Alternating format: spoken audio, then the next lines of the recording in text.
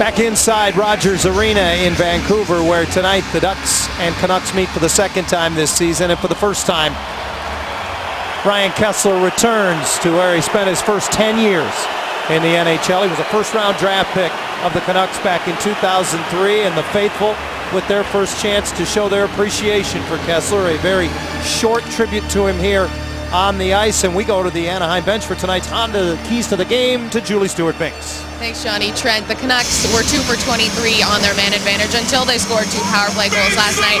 How do you guard against them generating any momentum off of that? Well, face-offs will be important. I mean, they scored 2 last night off of a face-off, and we've been doing a pretty good job in that area.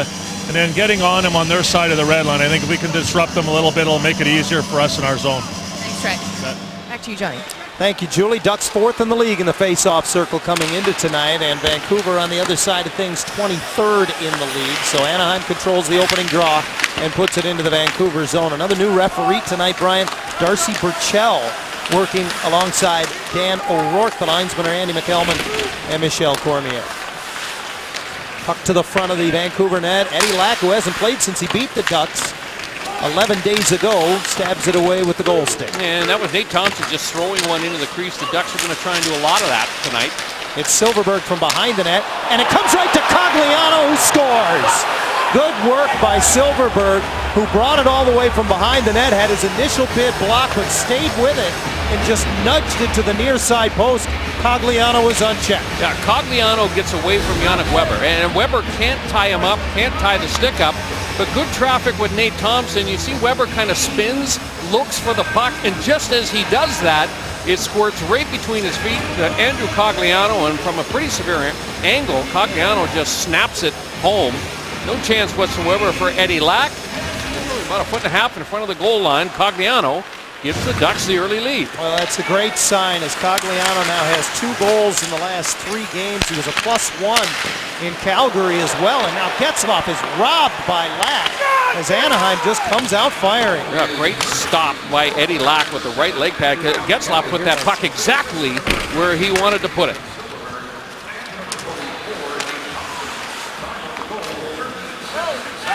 Ducks continue to work in the Vancouver zone, and Perry tries to play it up the glass. He puts it out of play.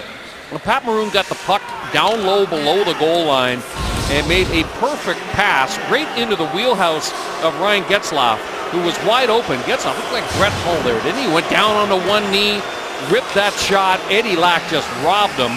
It was perfect. About a 1.5 feet off the ice. Good stop by the Vancouver netminder.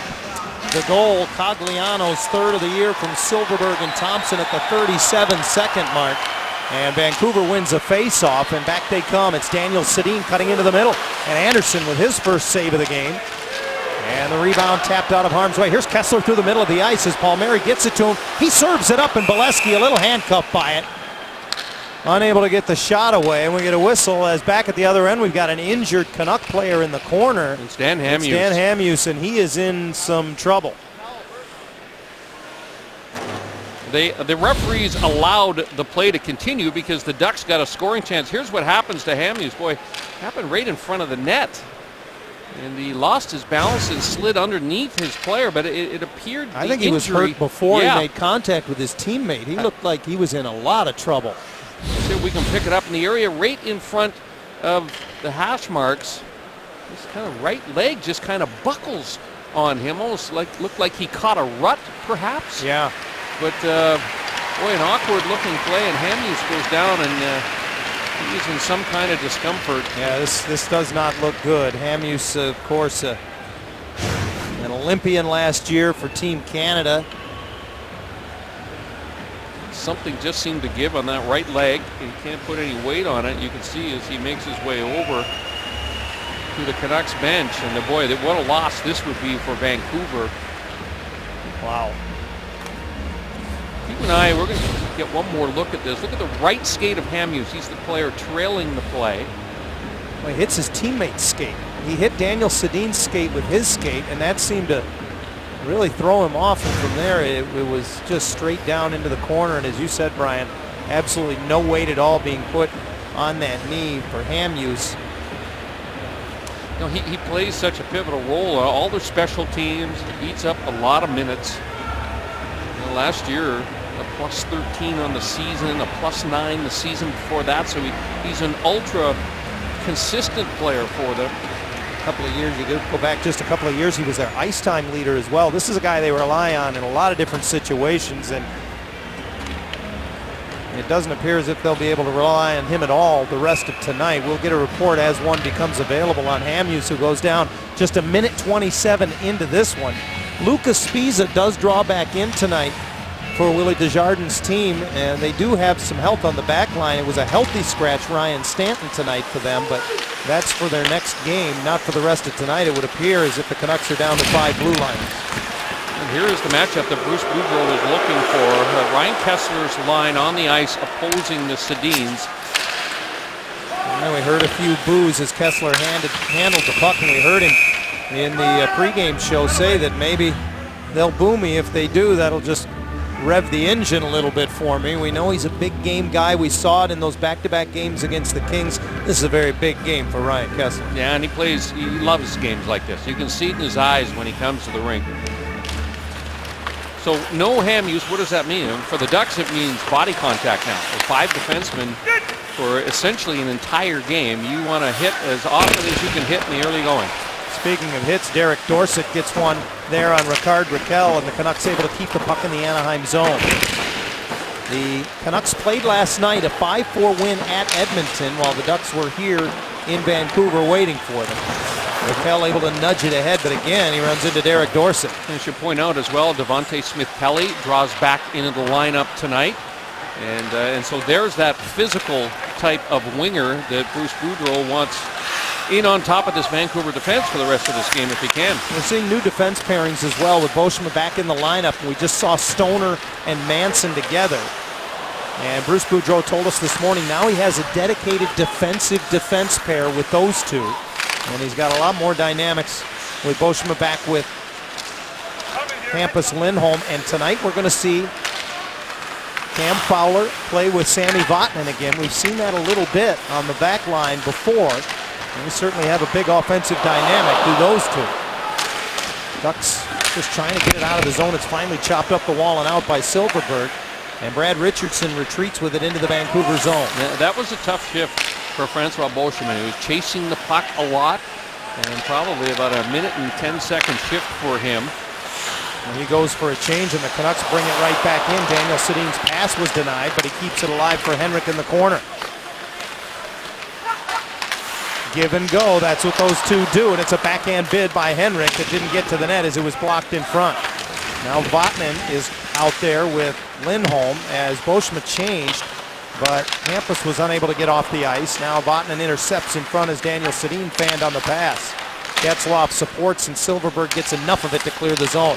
Oh, wow, and Maroon just jumps over Edler. He's into the Vancouver zone off the wing, and Lack had a little trouble with that. But he's able to make the save. Now Perry drags it with him as Getzlaf kept it in the zone. Pieksa behind the net, able to knock it away. But Anaheim gets to it. Now Fowler got caught at the line. Here's a 2-on-1. Back come the Canucks. Daniel Sedin couldn't handle the pass cleanly. Well, Radim Vrbata shockingly passes. He's a shooter. Here's Sbisa, and his shot partially blocked by Perry. It fluttered over top of the goal. Sbisa has not played the last 5 games because of an ankle ailment. Did not play the first time these two teams got together in Anaheim. So the first time the Ducks have gone up against Sbisa, their former teammate, since he was dealt in the offseason as part of that Kessler trade. Speaking of Ryan Kessler, he takes a bump as he keeps it in the Vancouver zone from Lucas Sbisa. Follows up and has the puck behind the net. Centers off the skate of Higgins, and the Ducks keep it in. Manson, nice pass for Palmieri. His pass in front went off a skate, nearly went in the net. Lyndon Bay angles it out, and Manson has to stride back after it. Higgins pressuring there. Higgins had a goal last night in Edmonton, and he forces a turnover. The pass across intended for Bonino was behind it. A big hit by Edler on Palmieri, so Edler's been taking a few runs here in the early going. Lyndon Vey sets it up for Edler, and a one-timer saved by Anderson. Vey is on right wing on this line in place of Alexander Burrows tonight, who is a surprise scratch for Vancouver. He didn't take the warm-up. He's out with an upper body injury, we are told. Canucks keep the pressure on, and it's Edler from the left point. His wrist shot tipped over top of the net, as it was Lyndon Vey who got a stick on it. Yeah, nice play. Nice, smart shot by Edler. Bonino from a bad angle. Anderson makes the save, doesn't control the rebound, and Bonino throws it back in front, and Manson comes away with it.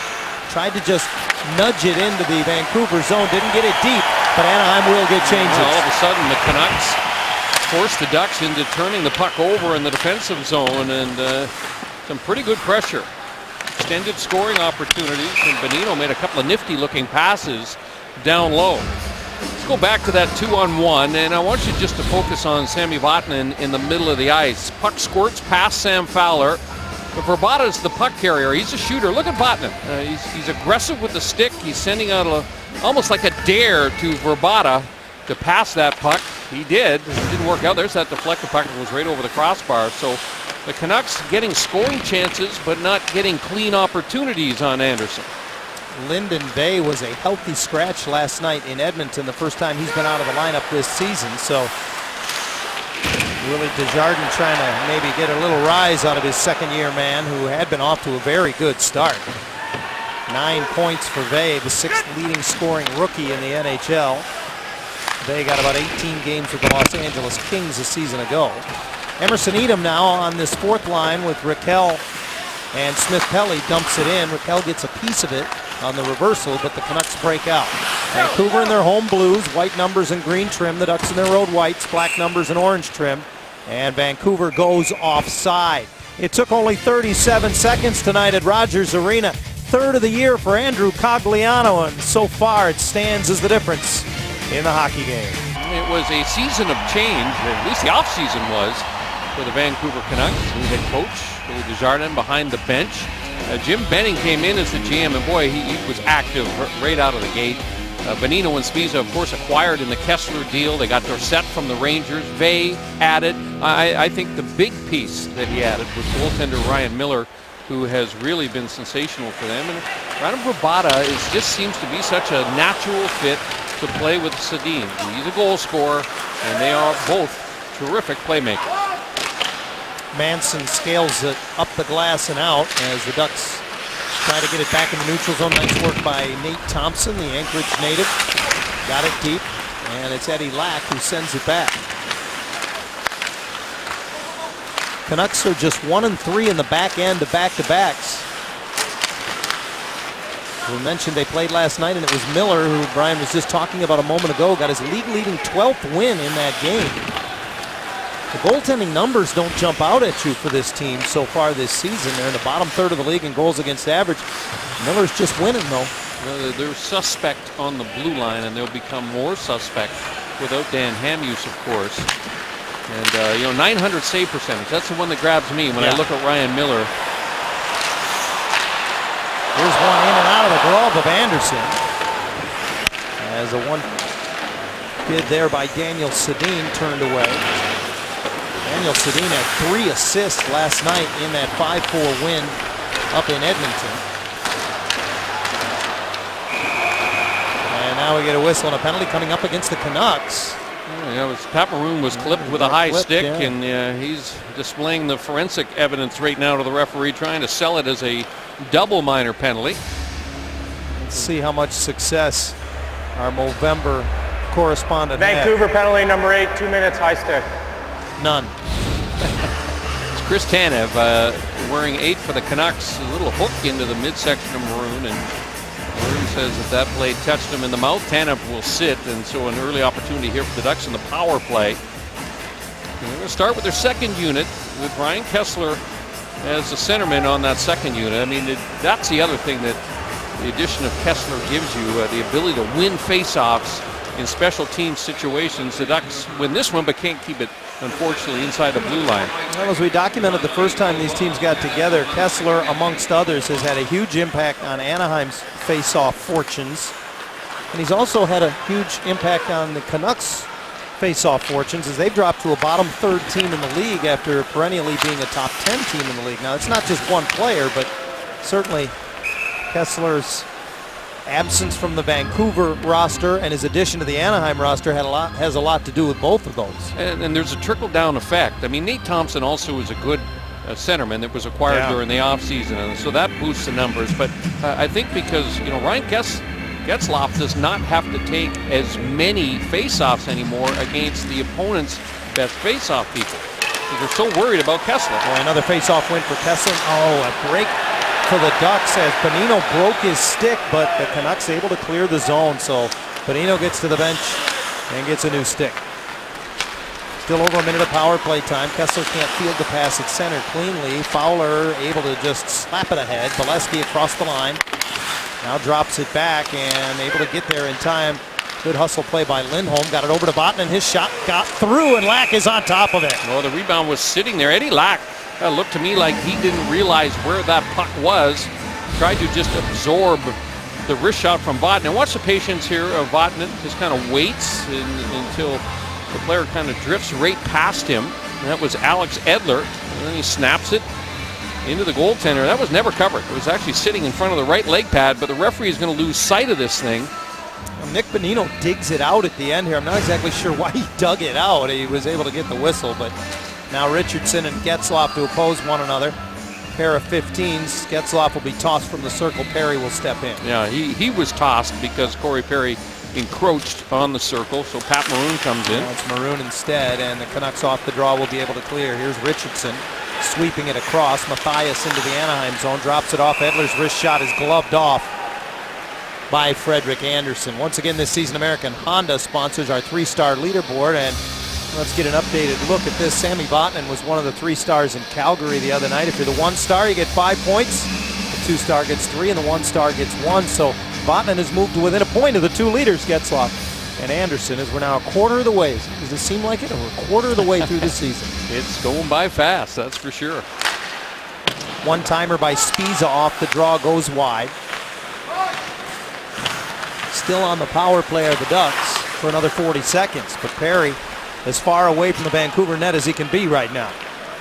Starts from behind the net and gives it to Hampus Lindholm. Lindholm with points in 2 straight games, gives it back to Perry.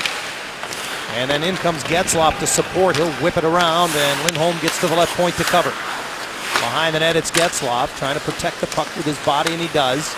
The Ducks assist leader with a dozen on the year, just feeds it back up the wall. Here's Maroon. Drops it off for Perry. Now Maroon goes to the front of the net. No one back at the point, and Perry's pass just dribbles to the Anaheim stripe. Well, they look disjointed on this power play, and the passing not sharp, not where it needs to be. And this power play is no more, as out of the box comes Tanev, and the Canucks full strength. Fowler has to retreat defensively. And here comes Henrik Sedin. Across for Alex Edler off his skate, drops it back. Verbata to the line, and a shot ricochets off a couple different skates before it's finally taken by Silverberg. Around the boards, Edler did not hold it in, so offside is the ruling, says Andy McElman. 9:34 to go in the opening frame at Rogers Arena, 1-0 Ducks. Devontae Smith-Pelly had points in 2 of the last 3 games he played in, but that was before he suffered an upper body injury. He's been out the last 3 games. He returns tonight here in Vancouver. He's a hitter. He's a forechecker. It'll be interesting to see. Usually a pretty good indication of whether or not a player is 100% recovered from an injury if you're a hitter and you're hitting in the early going, especially when you hear an upper body injury, of course. Still leads the Ducks in hits, does Smith-Pelly, despite missing the 3 games. He told me he felt pretty good after he missed the first game. Said he could shoot without pain, but he said he didn't think he could do any hitting without a great deal of pain. So he was put on IR and he missed a week, 3 games. And I'm starting to get healthy. Certainly the list has been long enough, so it remains long while they get players back. Postma and Smith-Pelly coming back in tonight. This is an icing call that will go against Vancouver. So we can welcome those joining us tonight at the watch party going on at the Marketplace in Irvine. We understand that the host for the event out there is a fellow that Ducks fans might be familiar with by the name of Teemu Selanne, going to make an appearance out there. He always brings a crowd. He always brings a smile Yeah. with him too as well. And good for Teemu Selanne. I've had a chance to talk to him a couple times. He says he's busier now than when he played the game. He's very active and an outdoorsman as well, doing a lot of mountain biking, he told me. Playing a lot of tennis as well. I imagine there might be the odd round of golf Maybe. mixed here and in there. with that. Why do you think I've talked to him? Where did you talk Where to do him, you think John? I saw him? Lyndon Vey brings it out of the Vancouver zone, and it's angled in by Chris Tanev. Back to get it. Cam Fowler. Fowler from behind the net goes up the middle, and he got away with that as he was nearly stolen by Dorsett. You know, we've talked a lot about the Ducks going up the middle in the defensive zone. Trent Yawney is a huge believer that you have to be able to use the middle of the ice to effectively escape pressure, move the puck out of the defensive zone. And you know, sometimes if the passing is just a little bit off, of course, you're putting the puck into the most dangerous portion of the ice. But overall this year, the Ducks have done a very good job with that. And I like when I spoke with Trent about it earlier this year, what he said. He said, look, we know we're going to make mistakes. We know there's going to be, you know, plays that we don't want to happen, but he said we don't want that to discourage our players from doing it either. It's not like we'll use the middle of the ice until we make a mistake and then it's off limits. Here's Bolesky, nice drop pass from Palmieri, and he tried to go to the far post and just missed. Now, I think he was going for Kessler. Kessler was driving towards that far post, and that almost clicked. Now he does hear the boos when he touches the puck. Bieksa, his close personal friend, knocks it away for a moment. But Bolesky able to recover, and Palmieri knocked down as he tried to give it back. It's cleared away. It's a foot race, and Boschma hinges all the way over and is able to beat Radim Vrbata to it. Daniel Sedin on the near wall, swings it behind the net for brother Henrik. These two share the scoring lead, not surprisingly in Vancouver, each with 19 points coming into tonight. And Vrbata recovers in the neutral zone. Boy, what an addition he's been. Now the leading goal scorer for the Canucks after getting a pair last night. Yeah, 8 goals, a good start to his Canucks career. Signed a 2-year deal coming over from the then Phoenix Coyotes. Now it's Getzlaf. Off to the races, into the middle of the ice. Maroon gives it back to him. He's in and he scores on the backhand. That was pretty. He just overpowers Lucas Spiza in the middle of the ice and just hoists that backhander up into the top corner. But you know, when Getzlaf gets the legs moving, he is so difficult to control. He kind of a little shove there, creates some space for himself, and a nice pass right into the wheelhouse of Getzlaf. But it's the zip on the backhand. We always talk about Getzlaf being able to pass on the backhand side better than almost anyone in the game today. Well, it's a pretty good backhanded shot up into the top corner. So the captain makes it 2-0. Maroon will draw an assist. And it's a rather silent Rogers Arena. As Clayton Stoner back to get it behind his own net. Tries to move it ahead to the other goal scorer, Cogliano, and he's able to swat it free. Silverberg with a smart play just clears the zone. It's a funny game so far in that the Canucks have had chances. Their execution level on their chances just hasn't yielded a lot of great shots against Frederik Andersen in this game. There's a turnover in the neutral zone, and Silverberg sent in by Cogliano throws it from just inside the line off the stick of Eddie Lack.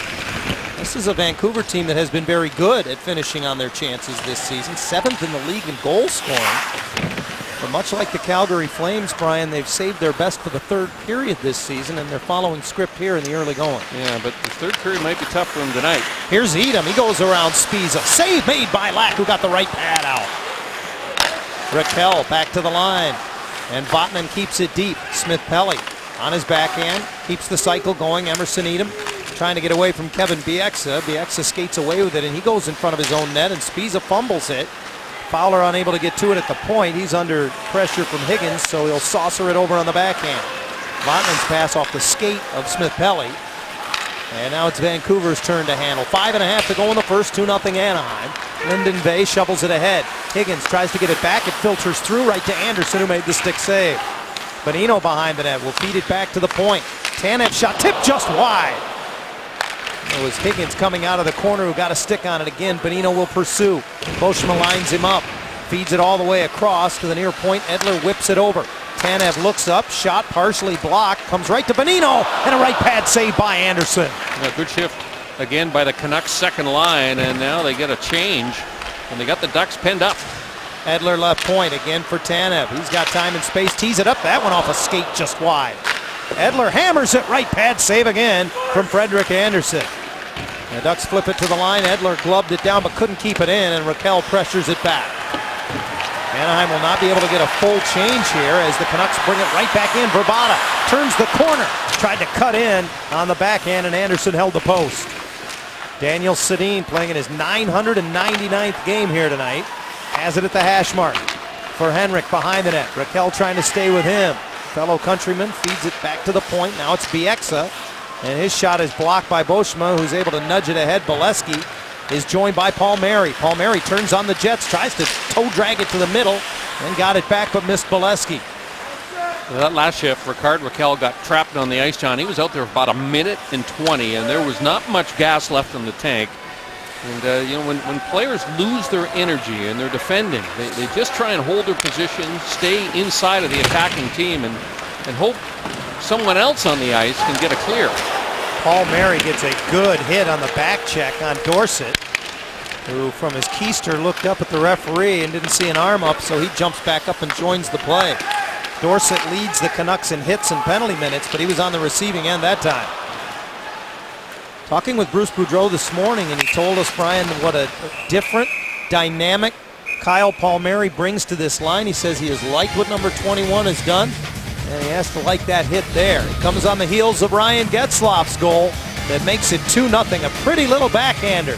And the Ducks on top by a pair in the first in Vancouver. Time these two teams met, of course, it was Nick Bonino that scored essentially the game-winning goal in the shootout. Bonino's going to jump on a loose puck here. He spins, can't elevate the puck, so no difficulty for Frederik Andersen. And then welcome to the NHL, the new referee Darcy Burchill. Boy, he took a pretty good bump over by the glass. That's why they make those referees wear helmets now. Ducks are out hitting the Canucks 10-8. I don't know if it counts, if they're counting hits on officials, though. Getzlaf, who has one of the two goals, 2-on-2 into the Vancouver zone, unable to get it across from Maroon. Some people might suggest that they should get an extra hit credited for that, by the way. Getzlaf has it again, just trying to saucer it ahead for Perry, who was trying to time it. It was knocked down by Edler, and he sends Richardson the other way. His backhander steered away by Frederik Andersen. Shoveled ahead for Perry by Getzlaf. He'll gain the blue line. He and Maroon 2-on-5 into the Vancouver zone, and Maroon takes a pretty good pop there from Richardson. Spiza has it knocked away by Thompson. Without a stick is Yannick Weber, who had the game winner last night in Edmonton, and he's able to kick it ahead. Lindholm stepped up, but now has to retreat as Spiza swats it into the Anaheim zone. Just over 2 minutes to go in the first period in Vancouver. Cogliano and Getzlaf with goals, and the Ducks with a 2-0 lead. Well, they have been opportunists in this game. Just 7 shots for the Ducks, but 2 goals to show for it. Now it's Silverberg on his horse through center with Cogliano as it poked off his stick, but stays with it. Higgins will curl the other way, and back come the blue-clad Canucks. Lyndon Vey joined on the rush by Bieksa and Higgins, who go offside. You know, the Anaheim defense is allowed to stand up at the blue line there. And the reason why the D can do that is because Andrew Cogliano is on his horse on the left side of your screen. The D-man can read that Cogliano is going to get inside of Bieksa, which is what allows them to apply a little bit more pressure on the puck and close that gap between the oncoming forward, in that case Lyndon Vey, and that's the reason why Vey goes offside. It's all about back pressure. Well, people ask me what's the biggest difference in the game, why is goal scoring down? It's the way teams defend when they don't have the puck. That back pressure through the middle of the ice stifles a lot of those outnumbered attacks. Spiza wipes it across, and here's Yannick Weber. Plus-minus leader on the blue line for the Canucks this year, Weber. Now we'll hold it in right point, tees one up, Stoner blocks that. Verbata and Henrik Sedin, little two-man game. Neither one of them can get it through as the Ducks block a couple different shots. Nate Thompson now out of the corner, feeds it across. Stoner headman, Silverberg gets it deep as we approach a minute remaining in the first period. Boy, Eddie Lack just olayed that puck behind the net. Nearly crossed up his defense, but the Canucks clear. Ducks bring it right back in. Bolesky did all he could to stay on side, and he did as Thompson flipped it in. Now Daniel Sedin flips it into the middle, glove down by Kessler, who storms right back in. He hears the boos, has his shot blocked, got a zone rebound, and got it back on net. A bit of a knuckleball. Lack got the blocker on it. Now Kessler behind the goal. Curls in front, stick saved by Lack. Fowler all the way below the hash mark, backhands it down low. Palmieri takes a hit, stays with it. Back up the boards, Bolesky trying to cover the point as Kessler battles for it, and Horvat, the rookie, able to just chip it out of the zone. Ben Horvat was not supposed to play tonight. Now he intercepts a pass, but with no Burrows, he's pressed into duty. Playing in just his 7th NHL game, the first-round pick in 2013, works his way to the far corner of the Anaheim zone. 10 seconds in the period as he cycles it along. Jannik Hansen has it there. Sammy Vatanen leaning hard, trying to keep him to the outside. Derek Dorsett joins the fray as well. Kessler bats it away, thrown to the net from the boards as the horn sounds. It doesn't get through traffic, and Anaheim enjoys a good first period. Now Dorsett and Kessler mix it up after the whistle, and everyone will come together in the right circle in the Anaheim zone. This is what Ryan Kessler likes. He likes those scrums after the whistle has blown. Matt Bolesky was telling me that he likes playing with Kessler because he knows there's going to be scrums after the whistle goes. Speak of the devil, there he is. Derek Dorsett in the middle of it all, trying to give his team a lift here. He's trying to grab Corey Perry now, and Bolesky is not going to have any of that. Yeah, Corey Perry. Bieksa is trying to get at Perry, I beg your pardon. The cooler heads look like they will prevail here. Interesting period, John, in that I don't think the Ducks wanted to spend near as much time in the defensive zone as they ended up spending, but they bent a little bit. Did not break. See, this is what I like about Kessler. Now he's out of the fray. He's back on the bench and calmly discussing things over with the linesman. And it'll be interesting to see what the referees decide to call when all is said and done. We'll have that for you when we return for the second period. Anaheim enjoys the lead through 15 minutes of play on the return of Ryan Kessler to Rogers Arena in Vancouver.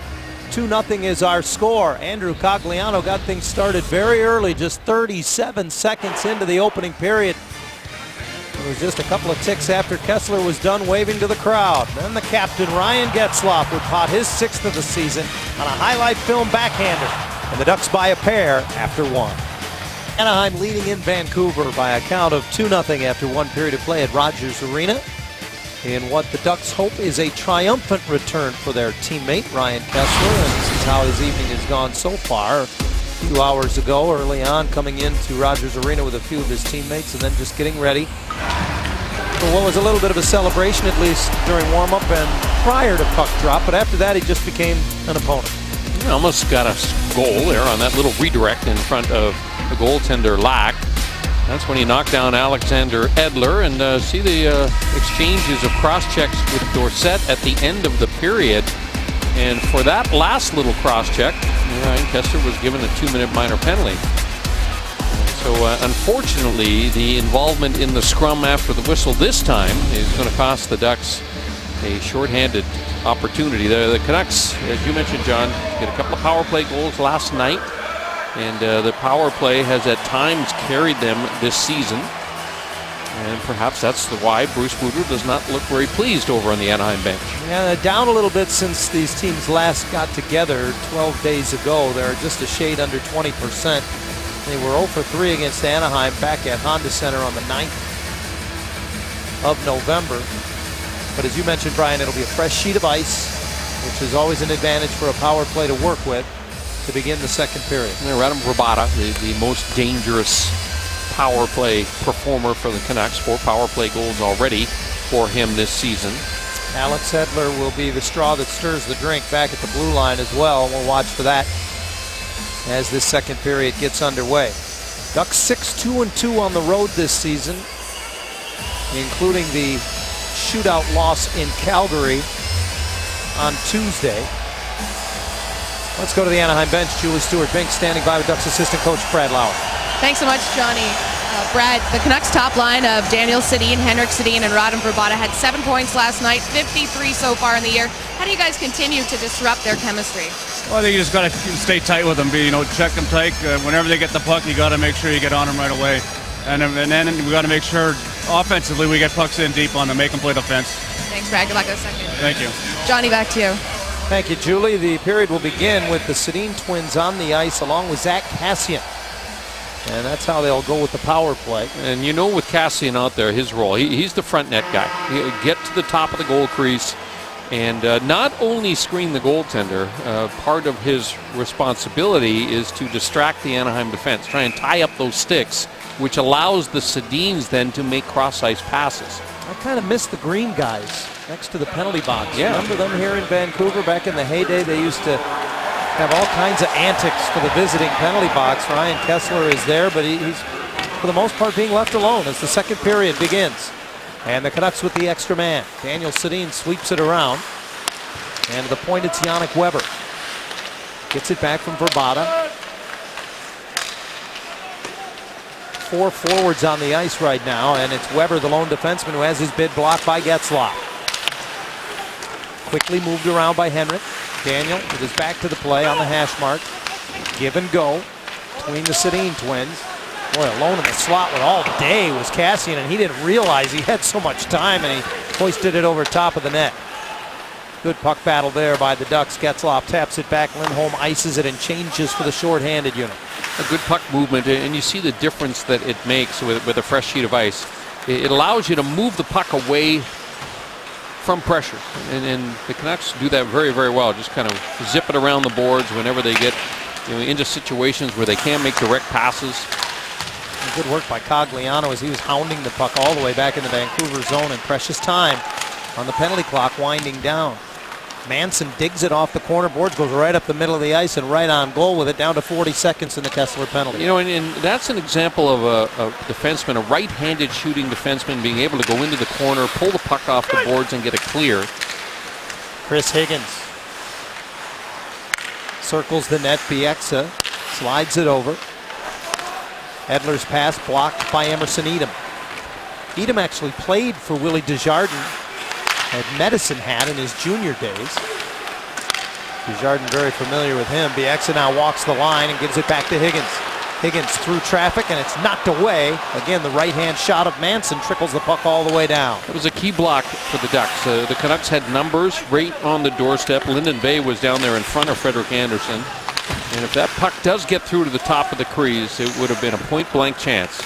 Penalty is over to Kessler, and the Ducks full strength as Bolesky tries to move it out up the far wall. It comes back to the corner, and Fowler keeps the feet moving. Tried to chip it ahead, knocked down by Zach Kassian.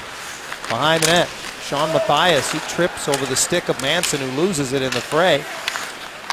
And now Manson without a stick. He's been out there a long time, too. He plants himself in front of the net. Bolesky says, take mine, which won't be that much help because Bolesky's a left-hand shot. Good job by Matt, who blocks the shot out of the zone, and that'll enable him to get to the bench and get a new stick. Manson also able to change. Well, you talk about teamwork in so many ways, and a simple thing like handing your stick off there and then blocking a shot all took a dangerous situation and turned it into a rather innocuous one. Kessler hears the boos as he loses the puck to Edler. And they both fall in the Vancouver zone. Kassian the other way, forced wide. Leaves it for Derek Dorsett, alone in front. And it's the first NHL goal for Bo Horvat.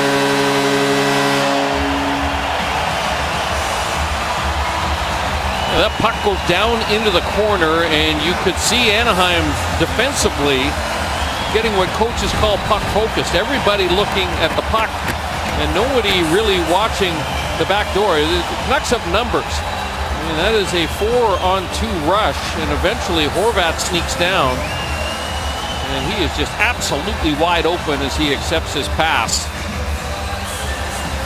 Right on the tape, right into the wheelhouse.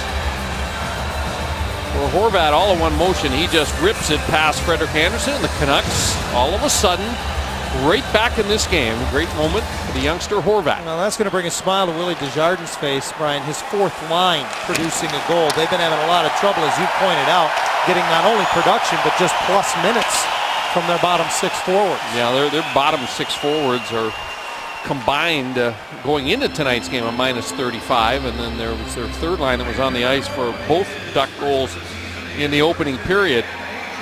There's that smile from Willie Desjardins. He looks really I told pleased. you you'd get. Yeah. He's tickled. Look at him. Face off the icing call, comes back into the Anaheim zone. Now 2-1 Ducks, just over 3 minutes in to the second period. First NHL goal for Bo Horvat. Dorsett and Kassian draw the assists at 3:08. And the Sedins go to work. The turnover again. Wrong guys to turn the puck over. Behind the net, Henrik has Perry step in front of him. The two of them battle for the puck. Henrik jabs it up the boards. Vrbata there to support. Wants to play it back to the line, and he finds Chris Tanev. Tanev plays catch with Edler. Neither one of them fielded very cleanly, so he's forced to just throw it down low. But again, Henrik is there.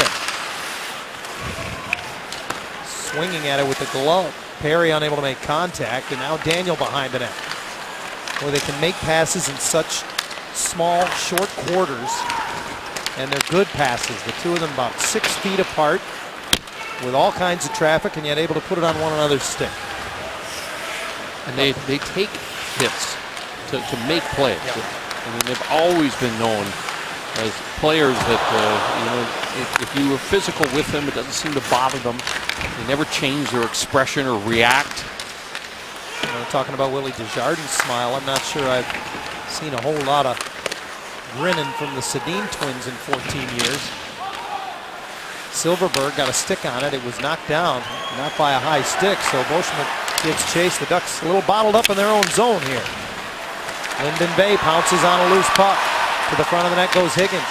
Coming in late was Bonino, and it was poked off his stick by Cogliano. Fires into the Vancouver zone after it. Spiza gets position. Cogliano gets the hit. Bay drops down to help out and support. Forced back by Ricard Raquel. Falls, turns it over. Silverberg fires, and it's held to the chest protector by Eddie Lack. Well, for the first time, Vancouver turns the puck over, and Silverberg does a good job of being fully committed to shooting that puck right away. You see Cogliano was trying to battle to get to the front of the net. Lucas Spiza was boxing out, and that allowed his goaltender to get a real good look at that shot from Jakob Silverberg. In case you're just joining us, just over a minute into the game, Dan Hamhuis left with what has been termed from the Vancouver locker room a lower body injury and will not return. And I think we've got a stanchion or an issue with one of the panes of glass right now. Because of Hamhuis' absence, Lucas Spiza, who hasn't played in over 2 weeks, played over 10 minutes in that first period, and that's the sort of pressure that an injured player puts on a lineup, isn't it, Brian? Yeah, it certainly is. Everybody has to take a step up in the depth chart if you lose one of your top 2 guys, and that's what Dan Hamhuis is. He's a top 2 guy and a huge loss for Desjardins and the Canucks. Well, as the maintenance crew here at Rogers Arena attends to the issue with the glass, we will step aside. Early in the second, now 2-1 Ducks. Well, in case you're just joining us, the Ducks lead here in the second in Vancouver. And the first trade of the season was made earlier today by the organization as defenseman Brian Allen goes to Montreal. Rennie Bourque comes over, a left-hand shooting winger who is known for his hard shot, Brian, and he's got some good speed as well. Well, it'll be interesting to see when Rennie Bourque arrives in Anaheim. Like a lot of Canadian-born players who are playing for Canadian teams, there's some immigration issues that have to be ironed out before he can actually play for the Ducks. Rennie Bourque is a guy, he's a shooter, and he's a bigger guy than you think. 215, 6 foot 2 inches, so he'll add a little bit of grit to the depth forwards of the Ducks for sure. During his minor league days, Brian, he won the AHL's hardest shot competition with a shot that exceeded 105 miles an hour. That pretty much constitutes a hard shot, does it not? I would say so, yes. Icing the call here against the Canucks as they've taken care of the issue with the glass here at Rogers Arena. You could win a 2015 Honda CR-V this season at Fan Appreciation Night at Honda Center. All you have to do to be in the running is send us a 15-second video telling us why you deserve the car. You can send it to AnaheimDucks.com/IWantMyCRV. That's where you'll get the details. I think there are a lot more players today that shoot the puck harder than the old days. I think as well. Stick technology, like golf shafts now. They have different flex points, and the shafts of the stick are even customized for the individual player. Those hardest shots, though, from an NHL and a hockey perspective, we're so accustomed to them coming from defensemen. With the big slap shot. I mean, Bourque as a forward, it's kind of a rarity to get that hardest shot, no matter what level, from a forward. Good work in the defensive zone. Stoner takes a hit and chips it ahead. Here's Smith-Pelly. Boy, he had Manson jumping into the play. It's tipped away and numbers the other way for the Canucks. Matthias trying to get it in front for Cassian, and a good job by Stoner, who got in the passing lane. Canucks keep it alive. Kevin Bieksa slides it across. Weber's shot is blocked. Another block shot for the Ducks. 14-3 in the game now in favor of Anaheim. Ricard Raquel got in the way of that one. From behind the net, Richardson with the long reach whipped it wide as he tried to curl it on the wraparound. And the Ducks line again gets trapped on the ice and not a lot of energy left in the tank. Forced to make a difficult save, or excuse me, a difficult change, John. Bieksa drove up the right side. Now it's Daniel Sedin who just misses, and this one will bounce around to the line and out. Chance for the Ducks as Kessler is on it and hustles the other way with a high wrist shot. Glove save, Eddie Lack.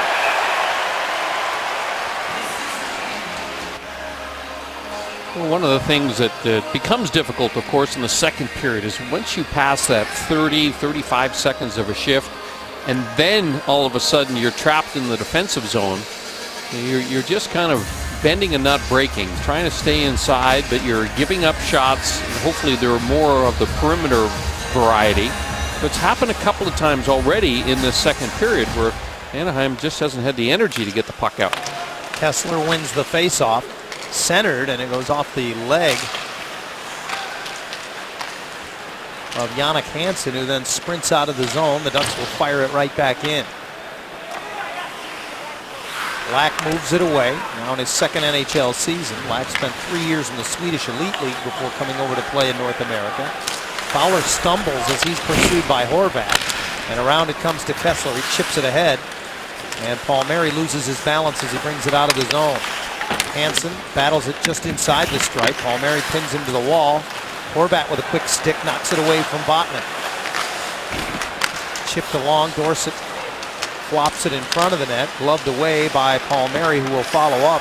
And away he comes to center, gets the red line, and feathers it in. The Ducks will get a change. Yeah, and that's the last few shifts for Anaheim. Defend most of the shift, and then just get the puck in deep and change. Henrik Sedin finds Daniel off the bench in a sliding, diving effort coming over from Getzlaf to get a piece of that.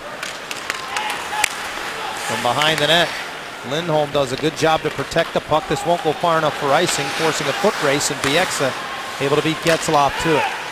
Lindholm throws it back in off the glass, and Eddie Lack wandered out, and he almost wandered too far. Would not have counted. Yeah, there it was offside. A Duck caught in the offensive zone. Take all the fun out of it when you say that. Maroon hard on the forecheck, slashes it away from Tanev, got it in front. Getzlaf just couldn't settle it. Perry has it now. Corey Perry trying to get away from Bieksa behind the net, who goes down in a heap. And play on is the message. Both Perry and Spiza appeared to be a little shaken up on the play. Ducks change, and the long stretch pass finds Silverberg. His bid is blocked by Bieksa, but Silverberg finds it first, tries to make his way to the front of the net. And Lyndon Vey strides back with it. Vey trickles it in behind the net, and Manson using his body trying to shield the puck, but Higgins wins it. Stoner able to get there as Manson upended Higgins. Fans wanted a call they don't get. Now it's Nate Thompson on his horse on left wing, trying to get inside on Bonino, who reached around and took it away. That's Bonino, one of the top players in the league in takeaways this season. Always been a good shot blocker as far as forwards are concerned as well. He's part of the reason he's +7. Well, I will say this, the Canucks, in terms of controlling the puck, have looked like a much different team here in the second period. They're quicker, they're jumping on loose pucks, and they're not giving it away easily.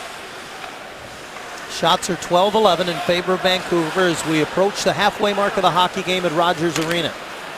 Ducks after this one will head home to Southern California to begin a 3-game homestand. Arizona in town on Sunday, Calgary on Tuesday, and then the Black Friday special the day after Thanksgiving with the Chicago Blackhawks. Well, what a game that's going to be. I mean, the Blackhawks are such a fun team to watch. They play such a fast game. Nice play by Vatanen as he holds it in. He's on his backhand, though, as it's chopped away by Brad Richardson. Richardson angles it ahead, and Matthias crisscrosses with Cassian into the Anaheim zone. Goes wide, fires. Anderson makes the save, can't reel in the rebound. Tries to get a little help from his defense, and finally gets the whistle. Ducks back on their heels, and the Canucks are in full attack mode right here. And a good decision by Frederik Andersen that time just to take the whistle and take a little bit of the pressure off. Rookie Bo Horvat scores his first NHL goal. It comes at even strength. How do you ensure that that doesn't become a rallying point for the Canucks to turn the game in their favor? I think we just got to tighten it up. We're playing a little loose right now, but you know, a couple good shifts in their end will help us. Thanks. Good luck. Thanks. Johnny. Face-off will be to the right of Frederik Andersen. This is where we've seen a lot of the play in the second period, Brian, in the Anaheim zone. Yeah, playing with fire is what I would call it from a Ducks perspective here, because you know it's one thing not to allow glorious scoring chances, but the longer you play in the defensive zone, it is inevitable. Beauchemin and Dorsett having a little friendly discussion. Dorsett was swatting Beauchemin's stick away just to try to make a point, always under control. Bosch just kind of has a laugh. Edler's shot is deflected. That's in the netting above the Anaheim goal. Telltale sign, Brian, and we've seen it over the years since Bruce Boudreau has been the head coach in Anaheim. On game days, when he takes the ice with his team, that is a sign that he's trying to make a point. He's trying to turn things around. Things have not been going well. He was on the ice this morning for the morning skate. Like a lot of modern day NHL coaches, with so many coaches on the staff, sometimes the head coach will not go on the ice on the morning for the morning skate. And different guys feel differently about it. I think he makes a point when he does it, obviously.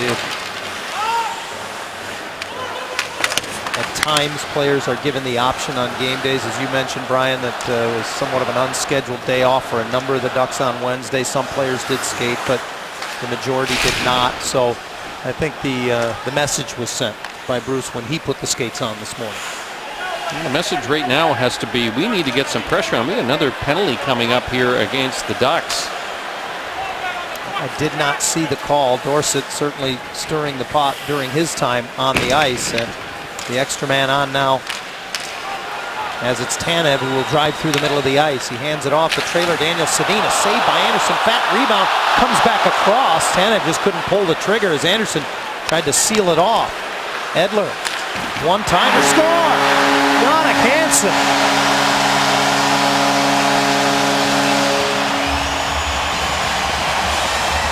Well, the one-timer for Hansen seems to overpower the right leg pad of Frederik Andersen. The Canucks had 6 skaters on the ice, of course, with the goaltender being removed because of the delayed penalty to be called against the Ducks. Hansen just slides into that soft area beyond the face-off dot. And look at that stick.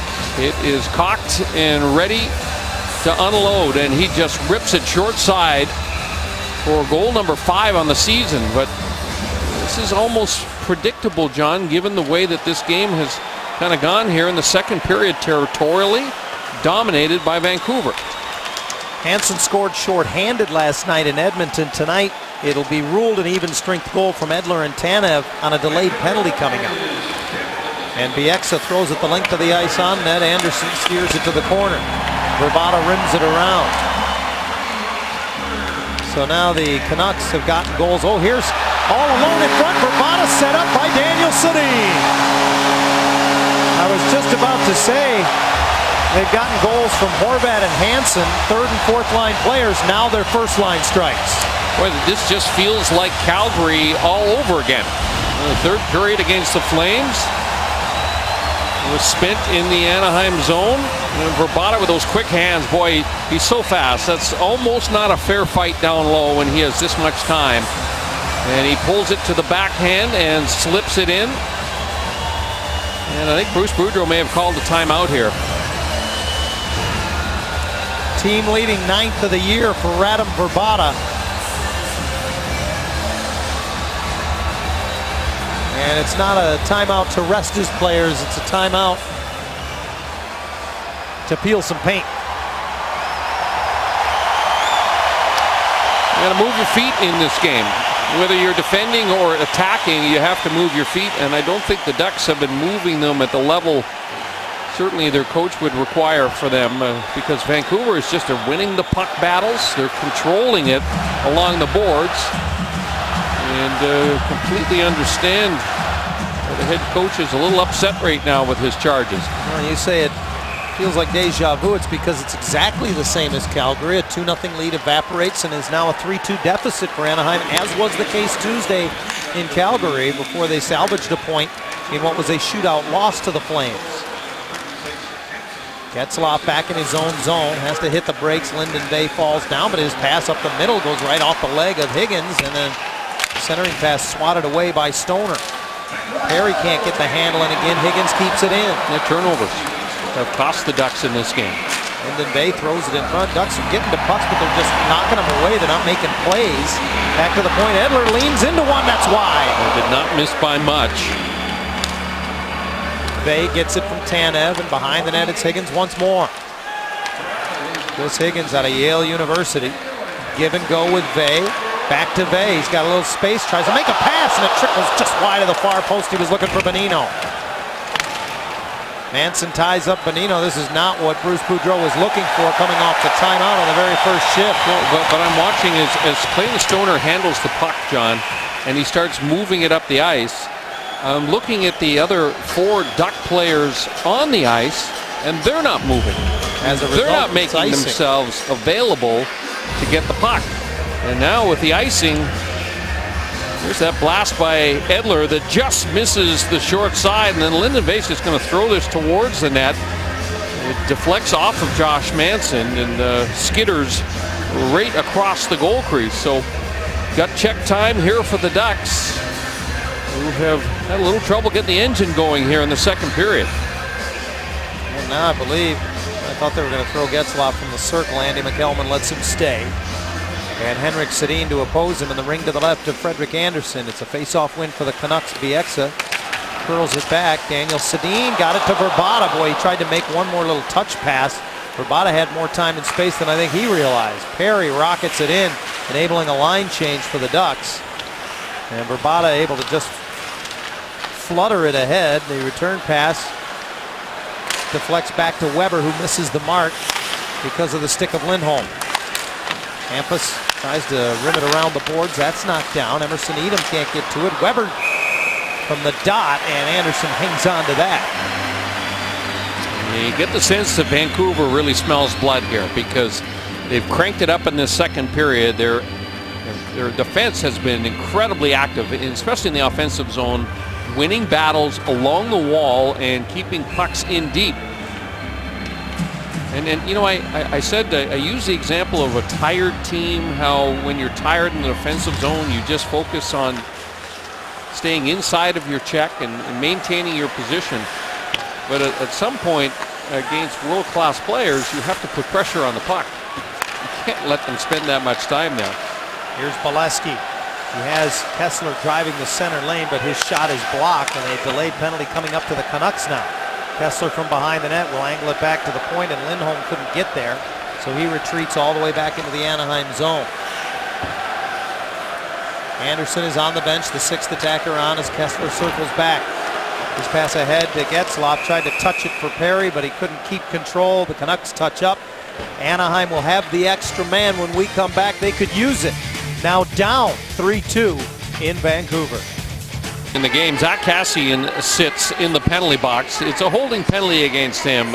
He's chasing Ryan Kessler up the ice. Keep an eye right about the center ice face-off dot. You're going to see Kassian just kind of hug Ryan Kessler. He's not allowed to do that. Can't do that? Not allowed to do that. It's going to cost him a couple of minutes. And Louis Desjardins will be frustrated with that kind of a penalty taken by Kassian when his team had all of the momentum going their way. Even if they're able to kill it off, it is a momentum killer. Second power play of the night for the Ducks as Fowler got one through. I think that hit Maroon in front as he was trying to block out the sun. Perry trying to pass it back for Getzlaf. It's broken up.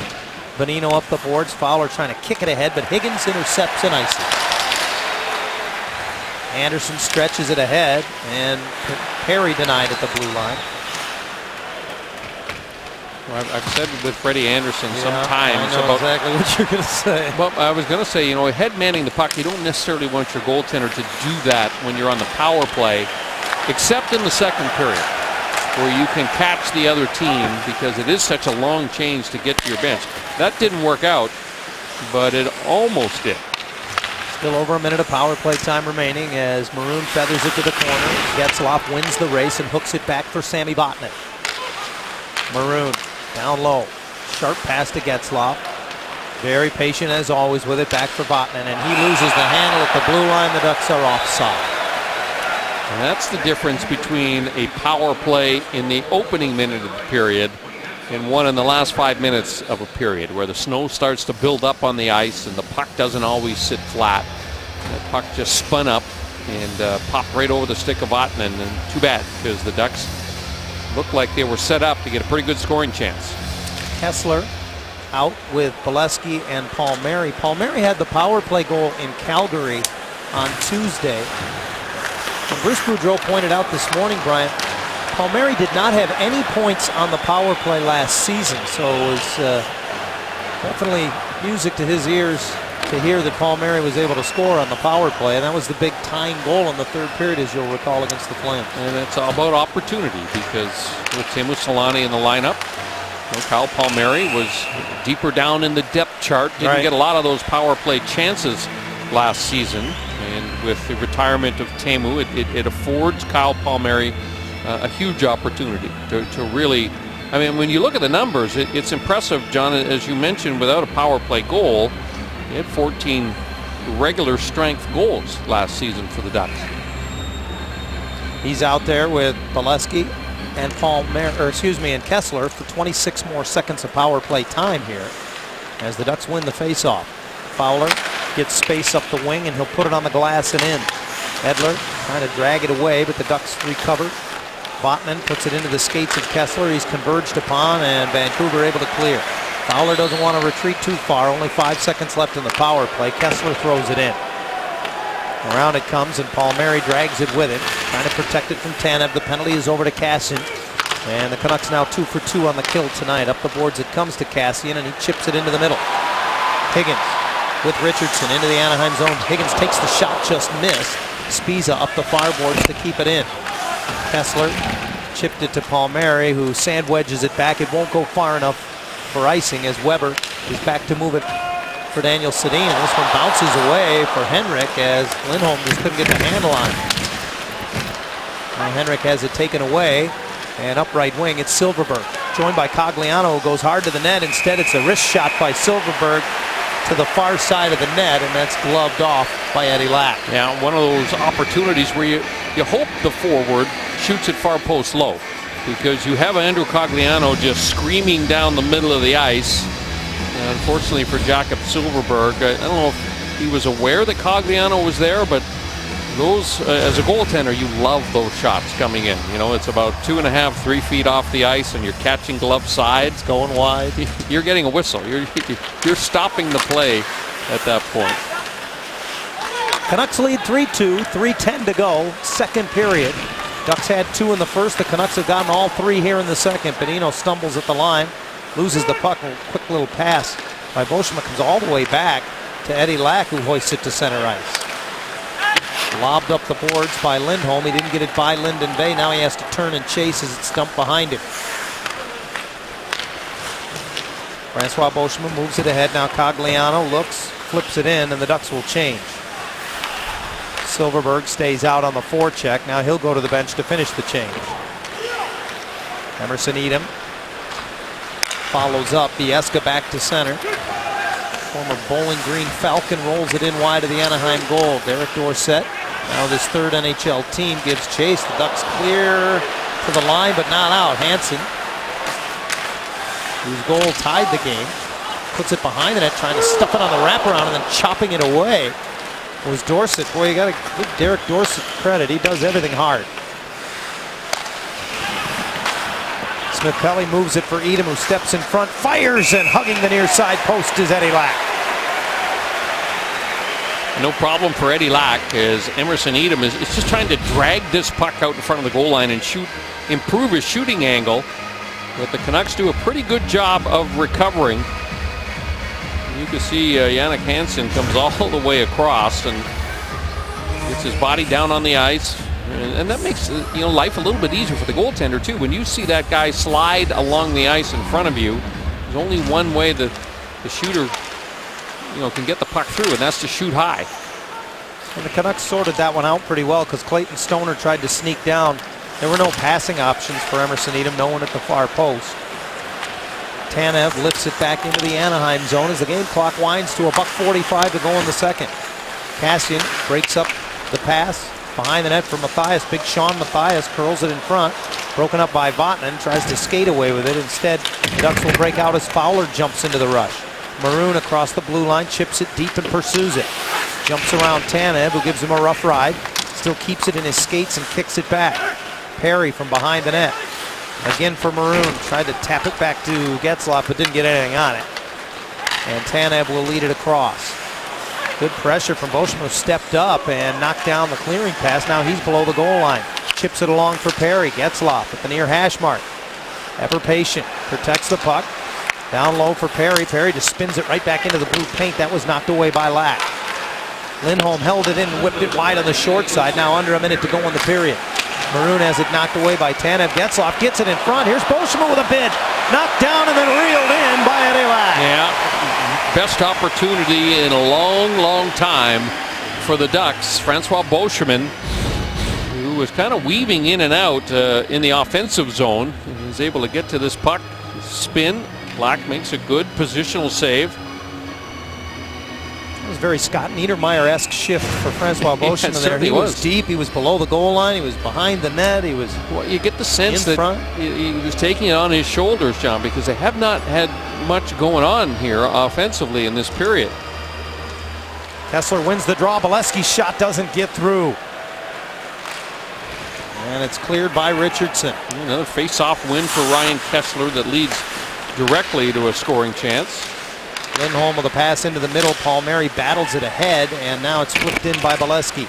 Strange bounce off the stanchion, comes right back from where it came, and Richardson has to support for Lucas Spiza. 25 seconds in the second period as the Canucks lift it back to center. Hammered in by Lindholm. Lack can't get to it behind the net. Kessler chops it ahead. Knocked down by Bolesky. I was waiting for the whistle. That's a hand pass, as Kessler was the next to play it down to 15 ticks. In the middle frame. And Ryan Kessler had his back to Matt Bolesky when he knocked that puck down with the glove, so he didn't realize that he was not eligible to touch the puck until Bolesky had. The last time these teams played, only 12 days ago, or I should say 11 days ago, the Ducks had no Corey Perry, no Francois Beauchemin, and no Cam Fowler. They have them all in the lineup here tonight, and they trail 3-2 late in the second. And they lost that game at Honda Center in a shootout, 2-1 to the Canucks. Vancouver is 7-2 within the division this season, helped out by a schedule that has included 4 games against Edmonton. Wow, Eddie Lack boxing a long wrist shot back to the slot, and Silverberg in the waning ticks of the period had a chance to tie it up. Yeah, Cogliano knows he doesn't have much time, so he snaps it, and Eddie Lack just kind of heels it with the catchy glove right back out into a dangerous area, but he gets away with it. The Canucks dominate period number 2 here tonight and go into their locker room full value with a 3-2 lead. Boy, they had the puck in the Anaheim zone, it seemed like the entire period. Vancouver is the only undefeated team in 1-goal games this season, 7-0-0 coming into tonight, and they have themselves in another one through 2 periods of play, because they score all 3 of their goals in the middle frame to erase a 2-goal deficit. And after 40 minutes at Rogers Arena, it's now Vancouver 3 and Anaheim 2. Vancouver, British Columbia is the site tonight, and the Canucks, the home team, on top 3-2 after 2 periods of play, which brings us to tonight's Hyundai game summary, the tale of 2 periods, if you will. The Ducks with a pair of goals in the first, thanks to Cogliano and Getzlaf, all Canucks in the second. It'll be interesting to see, John, if Bruce Boudreau shuffles the deck. He has been known to do that when things aren't going the way that he wants them to go. So I think it could be very interesting to see the Getzlaf line pretty much held in check in that second period. No scoring chances for them in the middle period. It was a pair of goals just 30 seconds apart midway through that second period. First, Jannik Hansen on the delayed penalty, and then Radim Vrbata. And boy, is Vrbata going well for this Canuck team. 3 goals in the last 2 games. His team leading 9th goal of the season that right now is the difference in the hockey game. And Anaheim finds themselves trailing after 2 periods of play. All is not lost. They have won 2 of the 6 games this season that they lost when trailing after 2 periods. You know, one thing that Boudreau's, Nate Thompson will take the opening face-off, and he will be opposed by the Sedin line. And it'll be interesting to see if Boudreau accepts this matchup to create some space for Ryan Kesler, or if he says, no, it's too early in the game to take Kesler away from the Sedins if I can help it. Here's a good look at Vrbata now with his 6th NHL team in his 13-year journey in the league. But boy, I'll tell you what, if he keeps clicking with the Sedin twins, he has found himself quite a spot here in Vancouver. The Canucks are going well. They have won 9 of their last 12 coming into tonight, and they win the face-off to begin the third period. A rolling puck scooped up by Frederik Andersen as these teams play for the top spot in the Pacific Division. Anaheim with just a 1-point lead over the Canucks coming into tonight's action. The Ducks have played one more game. 13-6 on the season are the surprise Canucks. We talked about the surprise Flames 2 nights ago in Calgary, Brian, but I don't think the Canucks are too far outside of that conversation. Well, and I would imagine that's a big part of what was said inside the Ducks locker room. It's like, okay, look, if we lose this game to the Vancouver Canucks, we're no longer in first place. And you know, there was a trade made earlier today. Brian Allen sent to the Montreal Canadiens. I mean, general managers often send messages to other people in their lineup that they don't trade, that they are willing to make moves and change the makeup of a team if the team is underperforming. First shift of the third period, and it's Patrick Maroon who has an assist tonight, who whips it around the boards, but with Anaheim changing, no pressure for Eddie Lack. And Lucas Spiza brings it ahead. The former Duck puts it on the high glass and in. Lindholm trying to chip it up the wall, but it comes right back, and Henrik Sedin pounces on it. Kicked away from him on a nice defensive play there by Corey Perry, and just up the glass and out from Getzlaf. Perry knocks it down, but Maroon had preceded the puck into the zone, so offside. Brings the whistle, and then a conversation between Bieksa and Perry, and this goes back to the end, remember, of the first period when those two had to be separated after the period had expired. Corey Perry just turned on a dime. It was something that was obviously said. There's a lot of chirping out on the ice. Corey Perry does his fair share. Bieksa as well is a guy that's been known to do a fair bit of talking in between the whistles. I remember years ago I asked George Peros who the most underrated tough guy in the league was, and without skipping a beat, he immediately said to me, Kevin Bieksa. He said, a lot of people don't know how tough that guy is. Bieksa regularly among the penalty minute leaders for the Canucks and leads the defenders in penalty minutes coming into tonight. He certainly knows his role. He's a pretty darn good defenseman too as well. Ducks chip it out of the zone, and Maroon gets support from Beauchemin, shovels it over. The defense leading the rush there though, so Lindholm stays put as he chips it deep and goes to the bench for a change. Alexander Edler looking for some space, but his teammates are changing, so as he lifts it to center, Manson knocks it down and sends Bolesky back in. On his off wing, trying to pull it to the middle, had his bid blocked, and then he runs over Edler in the corner. Out comes Palmieri to the front of the net. The puck doesn't come to him, but Manson drives up the wall. Young Josh Manson +2 in this game. Now +4 in his last 3. And you have to think, Brian, the emergence of young Josh Manson and his play since he was recalled from the American League had to have something to do with the trade you were mentioning earlier today that sent Brian Allen to Montreal. Yeah, and the other thing about that trade, I mean, the Ducks, they save a little money on the deal because Rene Bourque is making less money than Brian Allen is making. And certainly the Ducks, one of the teams, and I've said this many times, that the hockey ops department has done a great job of positioning themselves should they want to add a player or two.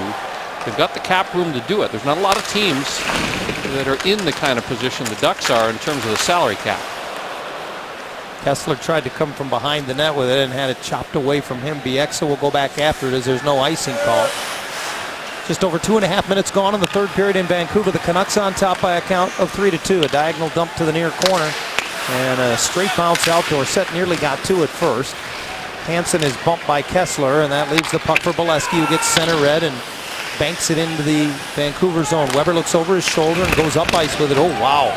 That could have been too many men on the ice as the Canucks were changing. He threw it right in front of his own bench. Votman storms back in. Defender falls down. So does Sammy, who works it down low. Edom jabs it along. Smith-Pelly is there. Fowler has to retreat as he had come all the way to the top of the circle. Vatanen stays put. Raquel goes racing in after it. And now Yannick Weber with time and space from behind the Vancouver goal just lobs it ahead, and it's batted baseball style, the length of the ice by Hansen. Again, they waved the icing. Raquel back to get it as Fowler got to it first. Edom with a pass into the middle of the ice. A little behind Fowler, who does a nice job to receive it and get it deep. Black sends it around, and it's forced back in as Raquel is right on the hip of Chris Higgins. Smith-Pelly shovels it along. Lindholm pinched up, and it's jammed past him all the way down. I believe this will be an icing call against the Canucks. Yeah, a better start to the period for the Ducks in that there's some body contact, John, on the Vancouver defense. Didn't see any of that in the second period. They're more determined on the forecheck. Keep pucks away from Eddie Lack. Give your wingers an opportunity to get a little bit of a bump on people, and that's the way you force turnovers. Nate Thompson to oppose Nick Bonino, and Bonino controls the draw. Spiza behind the net, whips it around. Boschma pinched but can't keep it in. Thompson covers his point, and his pass goes through Lindholm back in the Anaheim zone. Hampus has pressure as he tries to bring it around the base of the dasher. Chopped out by Silverberg, and Bieksa has to hinge over to get it. Thompson on him. He reverses it for Spiza. Richardson now does give it to Spiza, and he got hit there by Thompson. Errant pass at center, and Francois Boschma serves it right back into the Vancouver zone. Eddie Lack wanders to play it. Leaves it there for Spiza, and Kassian will handle around the boards. 15.5 to go in the game. Stoner one-times it off a Vancouver stick in front to the near boards. With Spiza, who got a piece of it again, recovered by Cogliano. Silverberg puts it behind the net for Getzlaf. He got away from Richardson. Back for Silverberg. The two crisscross. That opens space, and Silverberg's shot is handled by Lack. It's a subtle little play as Getzlaf gave it to Silverberg, and then he just took a step to open a little space for him. Well, the idea is the right one from Jakob Silverberg, and that is, get that puck, get into a lane, a little bit of a soft pick by Getzlaf on Bieksa there, we'll call it.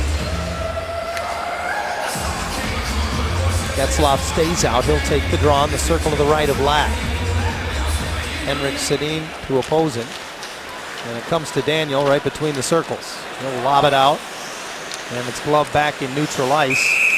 And then touched by Getzlaf while still in the neutral zone, so that is a hand pass. The other thing we have not seen a lot of in this game are the Ducks' young defensemen, Lindholm, Fowler, and Vatanen joining the rush, jumping into the attack. And if the score stays the same much longer, you know that's going to have to become a factor here. That fourth man in on the attack is so important these days in the NHL.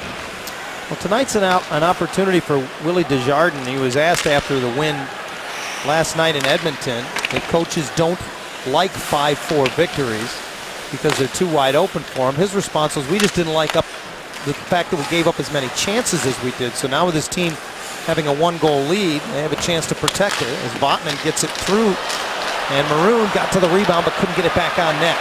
Looked like he was trying to get it over to Getzlaf instead, and now three abreast back come the Canucks. A good read by Fowler, who comes over to break it up. Stretches it for Perry into the Vancouver zone. Drop pass to Getzlaf. Getzlaf tried to give it back, and that's broken up. Bieksa will lead the rush for Vancouver the other way. The defenseman pitches it on the backhand to the goal mouth, and it's scooped up by Frederick Anderson. A good shift by the Ducks. The big line on the ice, and Pat Maroon in particular goes immediately to the front of the net. He gets in front of the goaltender. Watch Maroon. Point shot comes in. Looks down between his legs. Locates the puck, but unfortunately can't deliver it to either Ryan Getzlaf or Corey Perry. But that's what you got to keep doing. You got to get bodies to the front of the net and disrupt the goaltender. It's not so much too that you score because the goalie can't see the puck. A lot of times you generate a rebound when the goalie can't see the puck. Maroon's still looking for his first goal of the year, and this is his 13th game. Has picked up 6 helpers, but has yet to get one in the back of the net. Here's Horvat, who had his first NHL goal earlier in the game. He gives it to Weber, who's one-timer, misses everything. Dorsett gets the rebound, tries to stuff it on the backhand wraparound. Still loose in the crease. Anderson can't find it. On the seat of his pants is Horvat. And finally, it's covered by the Anaheim goaltender. Yeah, the youngster Bo Horvat. A lot of talk in the papers here about whether or not he might be here in a couple of weeks or if they would return him to his junior team. But he's sure having a good night tonight. Got his first career goal. And now the Canucks look to defend that 3-2 lead, but Horvat has been impressive. Derek Dorsett has been very effective in this game tonight. He's gotten under the skin of a number of Ducks players. He also has been around the net. Well, it was Horvat that whipped that puck around from behind the goal line and jammed it in. Excuse me, it was Dorsett. Horvat was on the doorstep trying to get to the rebound. Well played by the goaltender Anderson, who took away the lower part of the net, played the percentages. As a result, it's a face-off to the left of Anderson, and the Ducks control. They break out, and it's off the stick of Silverberg into the Vancouver zone. He hits the brakes as he and Spiza battle for it. He kicks it along, and Kessler sends it around. Cogliano uses his speed to get to it, chips it to the corner, but Bieksa turns back, dangerously put it in front of the net. Matthias had to swat it away. Canucks will start over and try again. Spiza's clear off the glove of Beauchemin and comes out center. Here's Matthias. Into the Anaheim zone. The big forward trying to work on Lindholm. Gets it to the net, and that's off of Anderson and across the zone. Kassian keeps it in. This is a big line for Vancouver. Matthias and Kassian both a couple of big bodies. And Brad Richardson the pivot in between them. Kassian cycles it along. Thrown in front. Cogliano drops down to intercept that. Andrew flips it ahead, and that hit Kassian, and it hit him up high. Checking to see if he is cut at all. And he heads back to the Vancouver bench. Cogliano trying to flip it into the middle. Kessler was screaming through the neutral zone. And it hit him right in the face. Zach Kassian not happy. And he's hearing it from the Anaheim bench, so he's continuing to explain himself, if you will. Get cut by the ear of Zach Kassian. Face off from just outside the Anaheim stripe. Just over 7 minutes gone in the third period. 3-2 Vancouver. The Ducks with 2 in the first, the Canucks with 3 in the second. A thus far scoreless third as this one is thrown in to the netting above the high glass from center ice. So another whistle and a face-off that'll come out to the neutral zone. 3 more meetings between these two clubs. They won't play again for over a month until the Canucks come to Anaheim just a few days before the new year. Then it's a pair here in Vancouver, one in late January, one in early March. I talked about the Canucks earlier, Brian, getting it done within the division. They've already played Edmonton 4 times. They played 9 games within the Pacific Division. They're 7-2. Well, they got it done. I mean, they won those games against the teams that they're supposed to beat. Conversely, Anaheim won 1-4 within the division. Exactly, and then you go back to last year where the Ducks dominated Vancouver, they dominated the Arizona Coyotes, and they have not had the same type of dominant result against them this season, and will not be able to. Raquel trying to dig it off the end wall. Vatanen steps up, and now it's chipped over the glass and out of play. And boy, not much of a poker face here from the Canucks' Kevin Bieksa, who pretty much just turns himself in. Yeah, watch the reaction here. It's kind of funny with Bieksa. As soon as he shoots it over,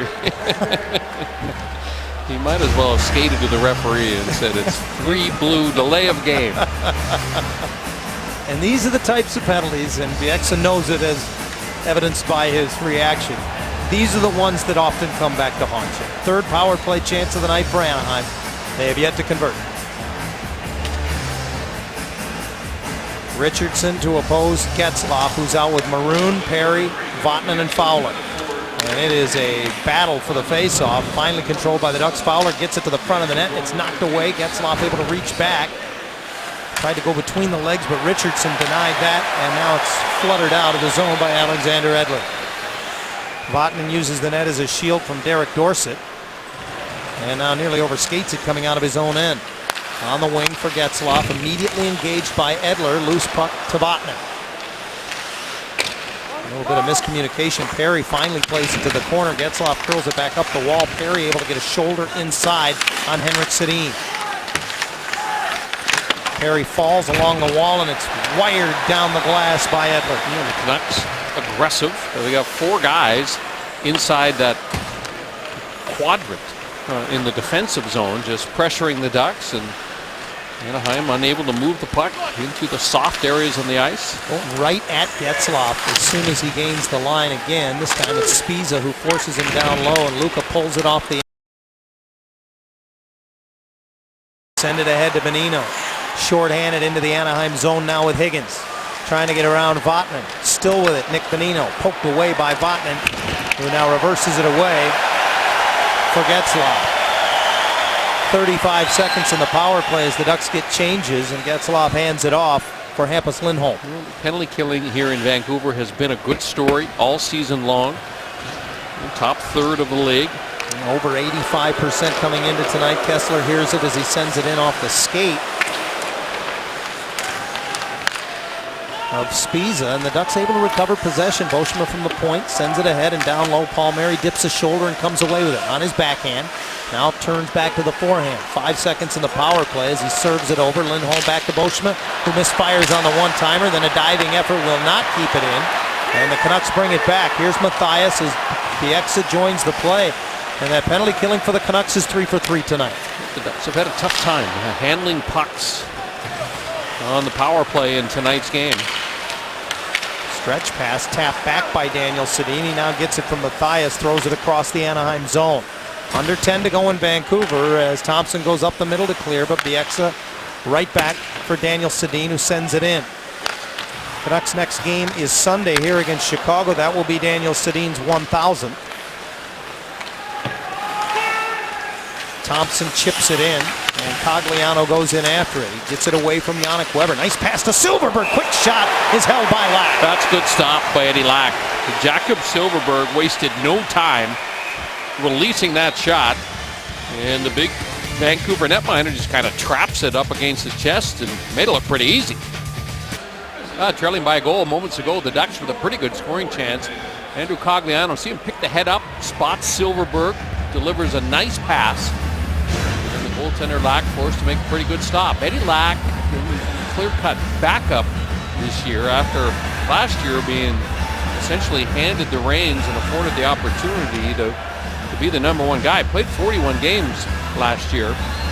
Different story this year with Ryan Miller in town, and he will suffer a little bit from the backup blues. He's going to get a lot of the second half of back-to-backs and things of that nature. And 28 saves in beating the Ducks at Honda Center 11 days ago. He's made 17 saves here tonight. The Ducks with just 19 shots on goal as the game clock winds to 9 minutes to play here in the third period. Rickard Rakell trying to drag it in front, and he sent it just wide. Stoner steps up, his bid is blocked, and Yannick Weber spins and brings it to center. Puts it to the backhand, shovels it in. Vancouver will get changes. Anderson leaves it behind the goal. Stoner picks it up without stopping. Feeds it across. Off the boards, Manson got it ahead, and Smith-Pelly steered it in deep. Tanev got to it. Edler moves it ahead. Henrik and Daniel Sedin team up to bring it across. Daniels pass across off the leg of Fowler, and he wants to go. Joining the rush, gets it back from Getzlaf, but well offside on left wing was Corey Perry. Reminder, stay with us after the game here tonight in Vancouver. Ducks Live, brought to you by Mazda. We'll recap everything here at Rogers Arena. Listen in to the coach, a reaction from outside the Anaheim locker room, and look ahead to Anaheim's next action. Still a little matter of 8:29 remains, however, here in the third. Yeah, it does reach that time where the Ducks really need to start making their push. And remember I mentioned before, at what point are the defense going to be activated and a little bit more aggressive in terms of joining the attack. Perry and Bolesky down low. Vatanen sweeps it across for Fowler, gets it right back, looks up, takes a wrist shot. That one's deflected in front. Bolesky scores! Great work in front by Matt Bolesky. This game is tied. You know what? Matt Bolesky just overpowers, I believe it's Alex Edler, right on the doorstep. And this is just plain old-fashioned, gritty, hard work down low. It's actually Tanev in front that Bolesky is there with, and knocks Tanev down, and then locates the puck, keeps hacking away at it until he battles it over the line. It's a big goal. And another A nice piece of work back in the blue line there between Fowler and Vatanen, who moved the puck laterally a couple of times, which opens up the shooting lane. 9th goal for Bolesky, equaling his total of all last season. His career high is 11. We're 21 games into the season. And Bolesky is tied it. Vatanen will draw an assist. We got ourselves a brand new hockey game. Under 8 to go in Vancouver, and Anaheim keeps working. Chopped wide.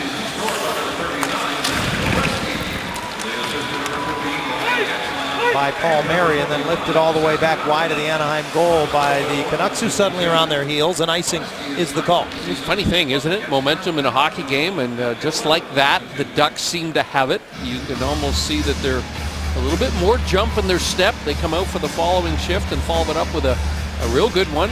Getzlaf and Bolesky share a smile over on the Ducks bench. And gave Getzlaf an assist as well as Vatanen. I thought it should have been Fowler. The puck may have been tipped on the way to the net. If so, it was Getzlaf who touched it. That's the reason he gets the assist.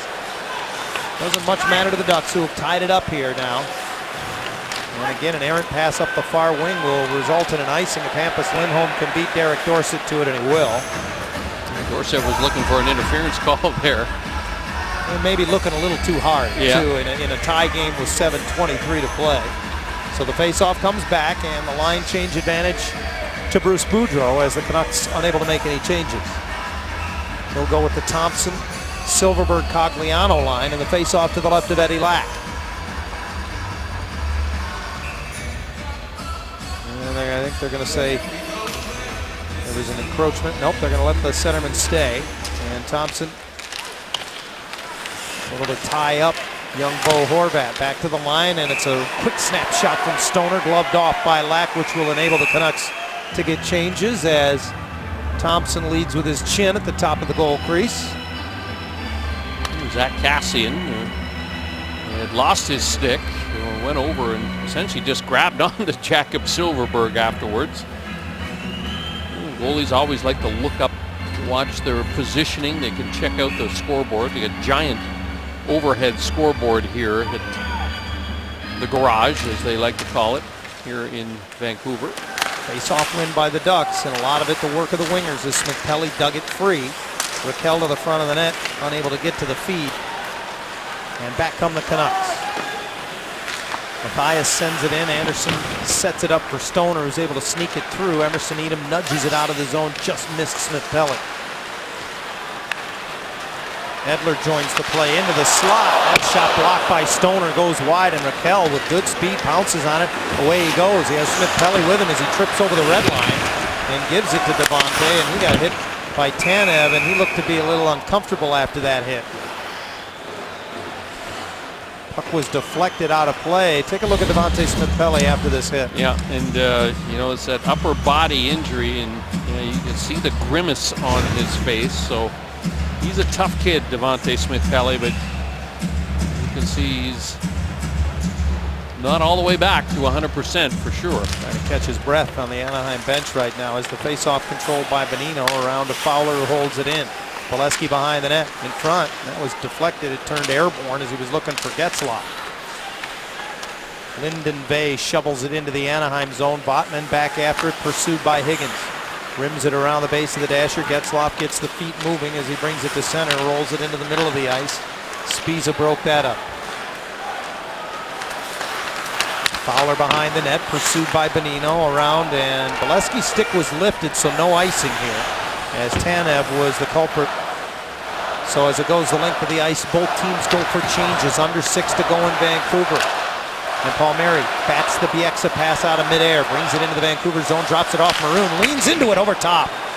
Around the glass, it'll come out of the zone. Lindholm fans on it once and then tried to fire it back in. It hit the curved glass on the edge of the Vancouver bench. The Ducks have drawn even in Vancouver. Now with under 6 to play, Matt Bolesky, yeoman's work in front, his 9th of the year, makes it 3-3.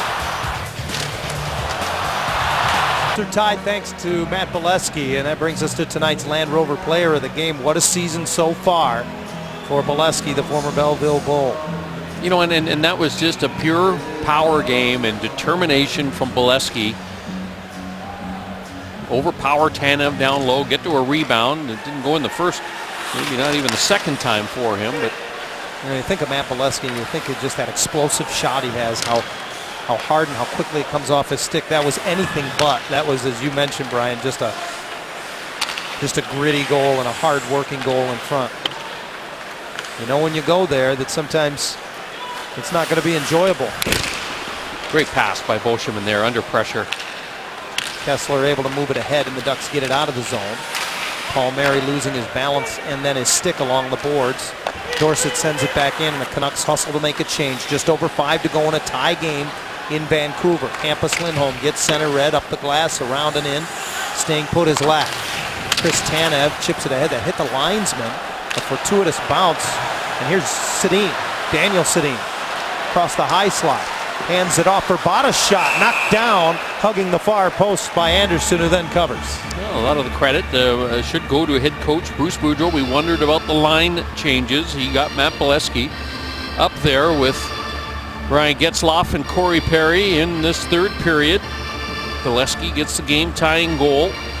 And he's also elevated in the lineup with Kyle Palmieri and Ryan Kessler. Pat Maroon is now patrolling the left side with that wing. So a swap of left wings, if you will, on the top two lines for the Ducks. Henrik Sedin to oppose Nate Thompson on the face-off, and the Ducks centerman wins the draw, but Henrik knocks down the clearing attempt. Now Fowler will turn back.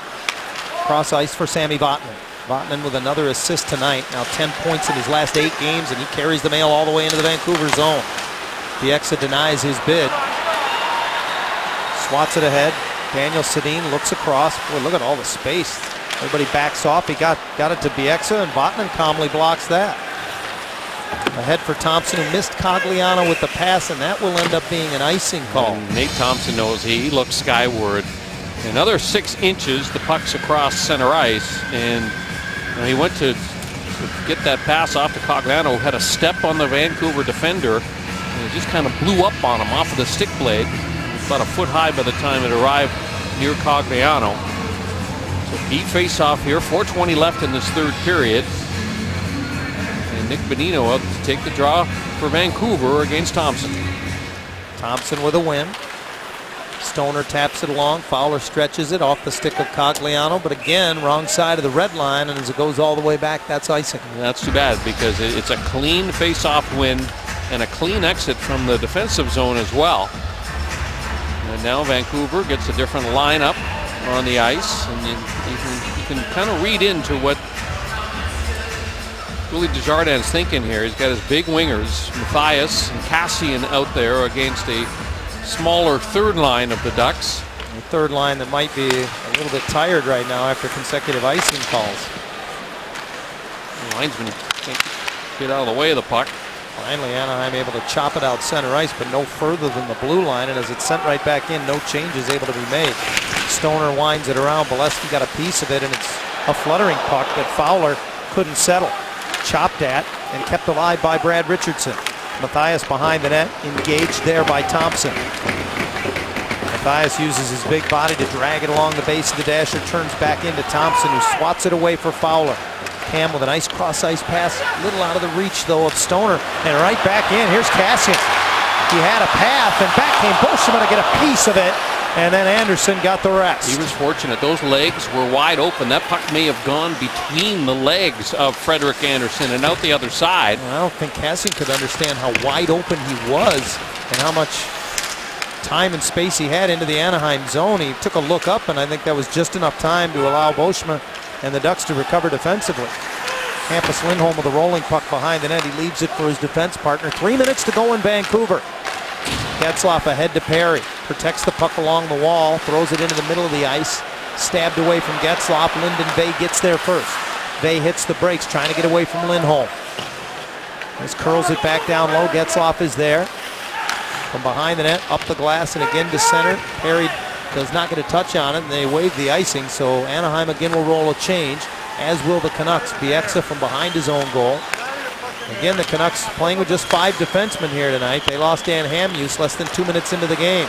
Lack with a good read as he beats Smith-Pelly to it, and Kessler nearly had an empty net to shoot at. Palmieri gives it back to Smith-Pelly. Chips it along. Kessler trying to get his stick away from the defender. Chases up the near boards. Now drops his stick. Palmieri's over to support. Kessler reaches in there, breaks it up, and it comes to the line and out as Smith-Pelly sweeps it in. It's offside. The Ducks catch a break moments ago. Pretty good scoring chance for the Vancouver Canucks. And watch the left skate of Frederik Andersen. This goes between his legs, and it's that trailing foot of his as he tries to snap the 5-hole close. He just gets a touch on that puck. That's a break when a goaltender makes a stop like that. It's a game of inches, isn't it? It certainly is. Down to 2:06 to play now. Ducks have been much better in the face-off circle here in the third period. They have won 10 of the last 14 face-offs, make it 10 of 15 as Bo Horvat wins that one. The youngster's been very good in the face-off circle, Brian. Horvat, I know it's a small sample size, is over 54% in the circle as an NHL rookie and just 19 years of age. So we got 2 minutes left in this third period. The Ducks, in their last 9 games, have had 7 games go into overtime. We're 2 minutes away from that happening again. Good thing you and I get paid by the hour. Stoner rims it hard around and in, and Thompson kicks it behind the net. Edler rims it ahead. Good pressure from Cogliano, denies it coming out of the zone. Canucks have their 4th line on the ice right now, but they're able to clear the zone. Stoner hammers it right back in. That one pops away from Lack, but it will come all the way around with both teams changing. And that's time and space for Alexander Edler. His pass off a skate. Perry pounces on it. Into the Vancouver zone. Tries to use the defense as a shield. That ends up getting blocked, however, and fed back out center ice. Down to $1:20 in regulation. Boschma's pass broken up. And Bonino gives it right back to Richardson. Richardson's shot is blocked. Comes to Bonino, who just swipes it down low. Knocked down by Boschma, and he can't get it past Bonino at the point. Nick Bonino, cross-ice pass, and against the grain, missing the mark was Higgins. Francois Boschma from behind the net takes a look up, will use the glass and clears it all the way down. This is icing, however, with less than a minute to go in regulation. Turnovers almost cost the Ducks. Watch this one-timer. Boy, what a great look, and it appears to hit the knob of the stick of Freddie Andersen. 5 turnovers for Anaheim in the third period here. A lot of guys wouldn't have played it that way like Andersen there, but he got so just enough. He has 1 save with the trailing leg on a puck that has gone through the 5-hole. And then, boy, a huge stop there. And it's the shaft of the stick that comes to his aid. So good karma for Freddie Andersen. Canucks win the draw. Daniel Sedin has it in his skates. Francois Boschma comes over and battles it to the corner. Verbata is there. Hard around, and Getzlaf denies that. Ryan Getzlaf gets the feet moving from behind the net after winning a puck battle and just chips it to neutral ice. Ducks trying to get some changes defensively.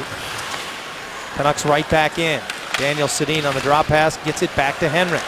Henrik tried to go between the legs, and Smith-Pelly ends up with that after it went off a Duck defender.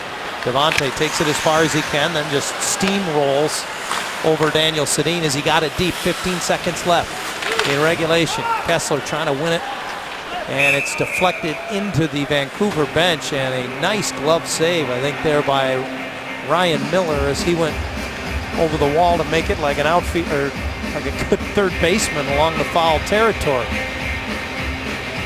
A little smile from Miller. He must have massive shoulders. Look at those shoulder pads, John. He must just... Folks, take one look at that guy, and let me tell you, 6'2", 168. That's all you need to know. Must carry his weight in his shoulders. He must. He's got to be incredibly powerful. Off the face, off a backhander by Fowler, deflected out of play. And now just 7.6 seconds remaining. Late in the game, just get the puck to the net. And now the face-off will be to the left of Eddie Lack.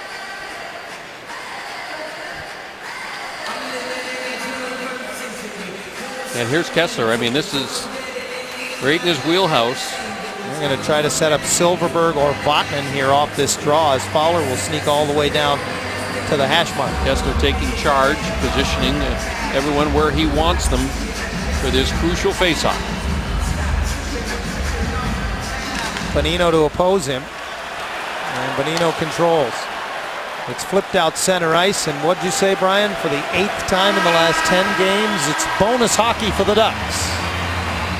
Well, they get the goal, the big goal that they needed in the third period. Much better period for the Ducks. They forced Vancouver's defense to turn and play in the defensive zone, and they worked hard. And certainly Matt Bolesky with a great effort to get that crucial game-tying goal for Anaheim. The only goal of the third was the Bolesky goal, his 9th of the season, and Anaheim finds themselves going to overtime yet again tonight here in Vancouver. For the 9th time this season in 21 games, the Ducks find themselves in overtime here in Vancouver, where they once led 2-0. That's because they were very good in the first period, but then not so good in the second. Yeah, it did not take Andrew Cogliano long. 37 seconds in, it's 1-0 Ducks.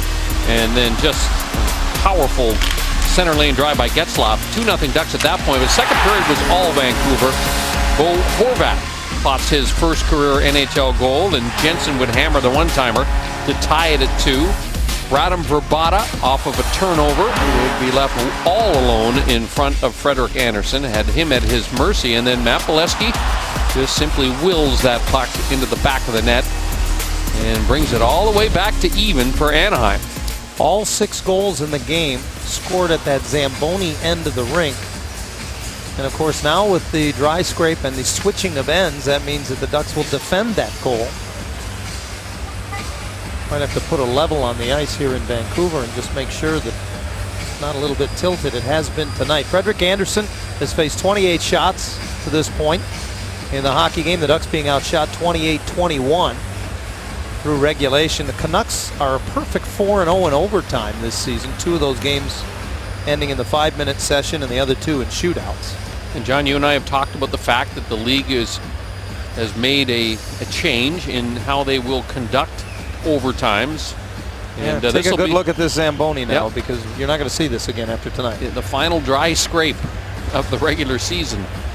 And prior to the overtime period, the feeling was just too much time elapsed between the end of the third and the start of the overtime. And moving forward, it will be shovelers out there on the ice. And the objective is to get the ice conditions improved in 1.5 minutes to 2 minutes maximum, so that there's not this huge delay between the end of the game and the start. And Kenny Holland is the general manager of the Detroit Red Wings, and he was quite candid about it the other day. He said it was my idea to do the dry scrape, and he goes, and it just doesn't work. It's too much time, too much of a buzzkill. I wonder if they'd have had better results, if more games were being decided within the 5-minute overtime, had they been quite so hasty to get rid of it. But I think they were finding, as we discussed a week ago on our pregame show, that the numbers were fairly arbitrary as far as whether any more games were actually being decided in the 5-minute extra session as a result. It's a little bit counterintuitive to think of it that way, that you could have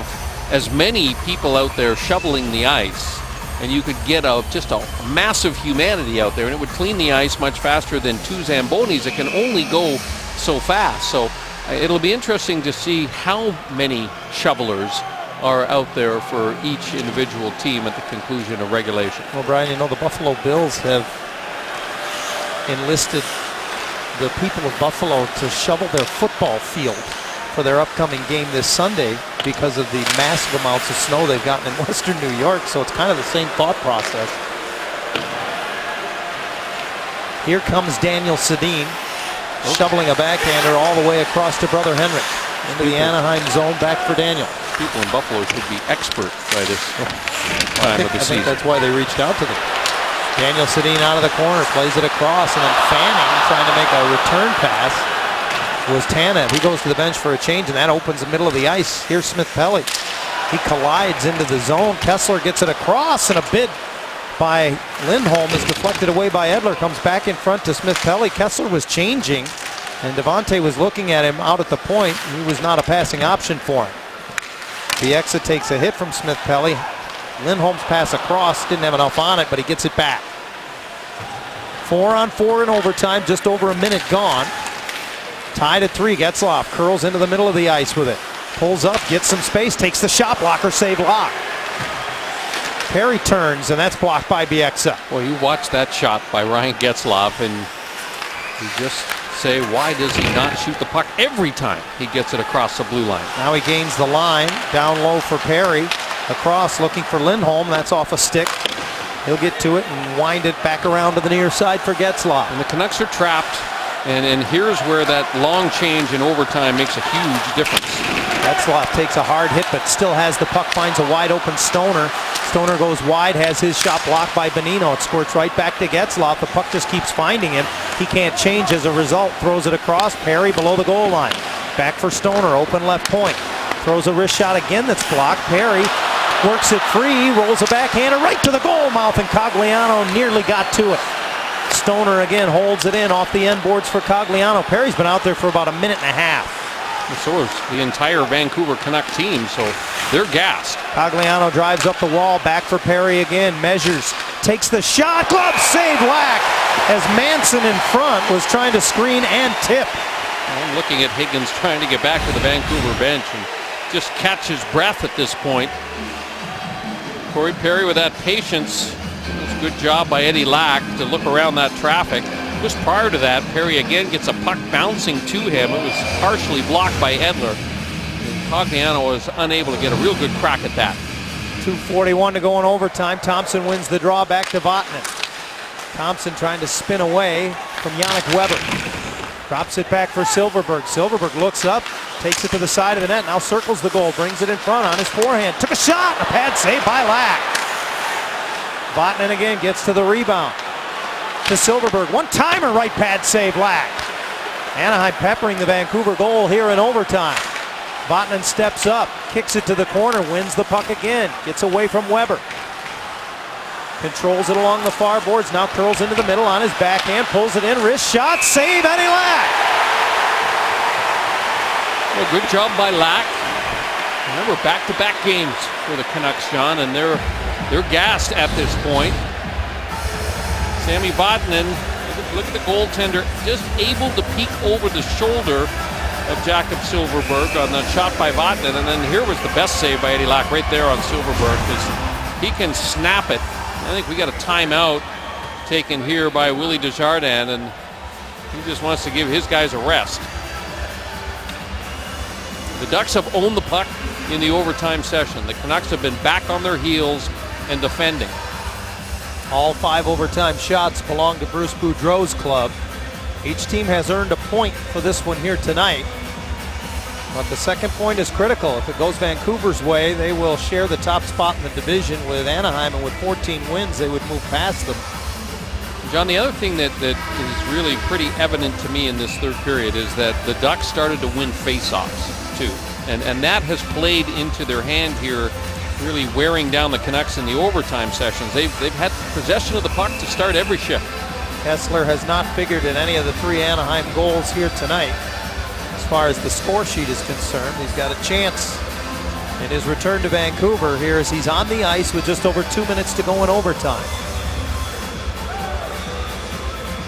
Filippo's Henrik Sedin, he wins the draw, but it's poked past Lindholm, who has to hustle back defensively as Daniel Sedin gets to it. Tanev sealed off on the wall, and a nice defensive play by Beauchemin. Gives it back to Lindholm, who has trouble with it. A good work by Hampus, who was under duress, and then he jams it up the near side. Chipped by Kessler past Tanev, forcing him back to neutral ice. Palmieri and Kessler are the forwards. Lindholm and Beauchemin the defensemen. As Anaheim in a 4-on-4 with 1:35 left in overtime. Henrik Sedin watched carefully by Hampus Lindholm, lays it back. Chris Tanev finds some open ice into the Anaheim zone.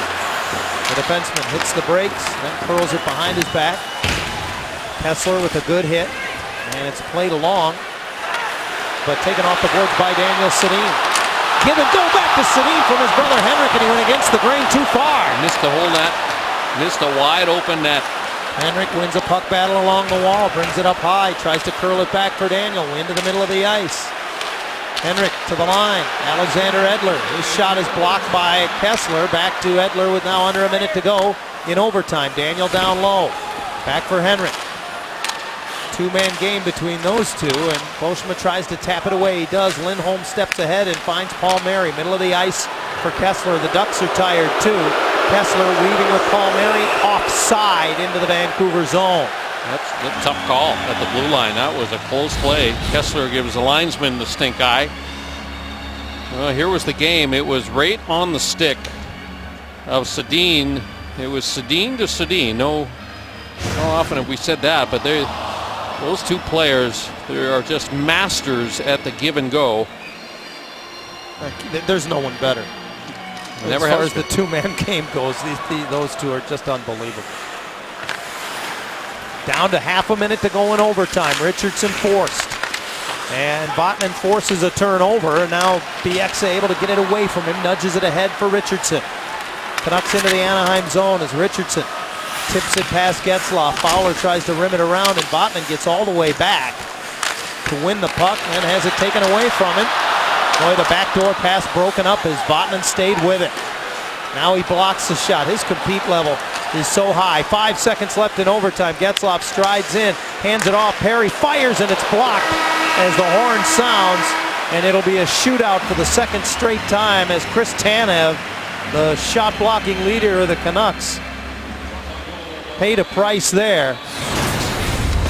Well, last time these two teams went to the shootout, it would be Nick Bonino that would get the game-winning goal. Ryan Kessler, remember, he had Eddie Lack beaten on the stick side. It tattooed the inside of the post and stayed out. And that half inch made all the difference in the world. A point advantage for Vancouver. So here we are once again. The Canucks, usually in this situation, will shoot first. Well, there you see Eddie Lack, his one shootout win this season. We just showed it to you. And Frederik Andersen has been in goal for all but one of the Anaheim shootouts this season. 1 and 3. Corey Perry's already on the ice, so perhaps it will be the Ducks that take the first shot tonight. Well, I've often wondered why more teams don't let the road team shoot first, but there's obviously two sides to every story. Perry on the season has yet to convert in 2 shootout opportunities, but as you can see, he's a good bet over the course of his 10-year career. Almost as popular as Ryan Kessler. Perry picks it up at center ice, right-hand shot. He'll swing way in off right wing, way out comes Lack. Goes backhand, waits him out, and just hoists it softly into the net. Is that patience or what? I mean, that is just, it makes it look too easy. Knows that the goaltender, if he waits, his chest will expose the top of the net as his chest falls forward, and the patience pays off. Now remember, Nick Bonino went between the legs on that deke against the goaltender Freddie Andersen. Bonino started to approach the puck, and then he's turned back by the linesman. Now they say Freddie Andersen is ready, so with a head of steam, here comes Bonino in on his former teammate. And Andersen got the right pad out. Yeah, good patience by the Anaheim netminder this time. You know, what Andersen's thinking about with Nick Bonino is he wants to deke. He knows that, so he stays a little bit deeper in the goal crease. You can see a little smirk on the face of Brian Kessler as he hears it from his former fans here in Vancouver. 40% on the year, and if that motivates him, consider him a motivated shooter right now. Shot low stick on Eddie Lack. The last chance he had against this goaltender. He winds it up, and here comes the former Canuck in on his former teammate. Save Lack. It was the exact same shot, exact same spot. And Eddie Lack gave it and took it away. Watch him just drop that blocker down. And that was the exact same place that Kessler was trying to go. Stick side off the post. Never got there. Radim Vrbata, the second shooter for the Canucks, can even up the shootout here in round 2. And look at those numbers. Just 0 for 1 this year, but the career numbers for Vrbata about as good as they get. A right-hand shot, he'll speed in and come in off left wing on Andersen. And he just lost the handle.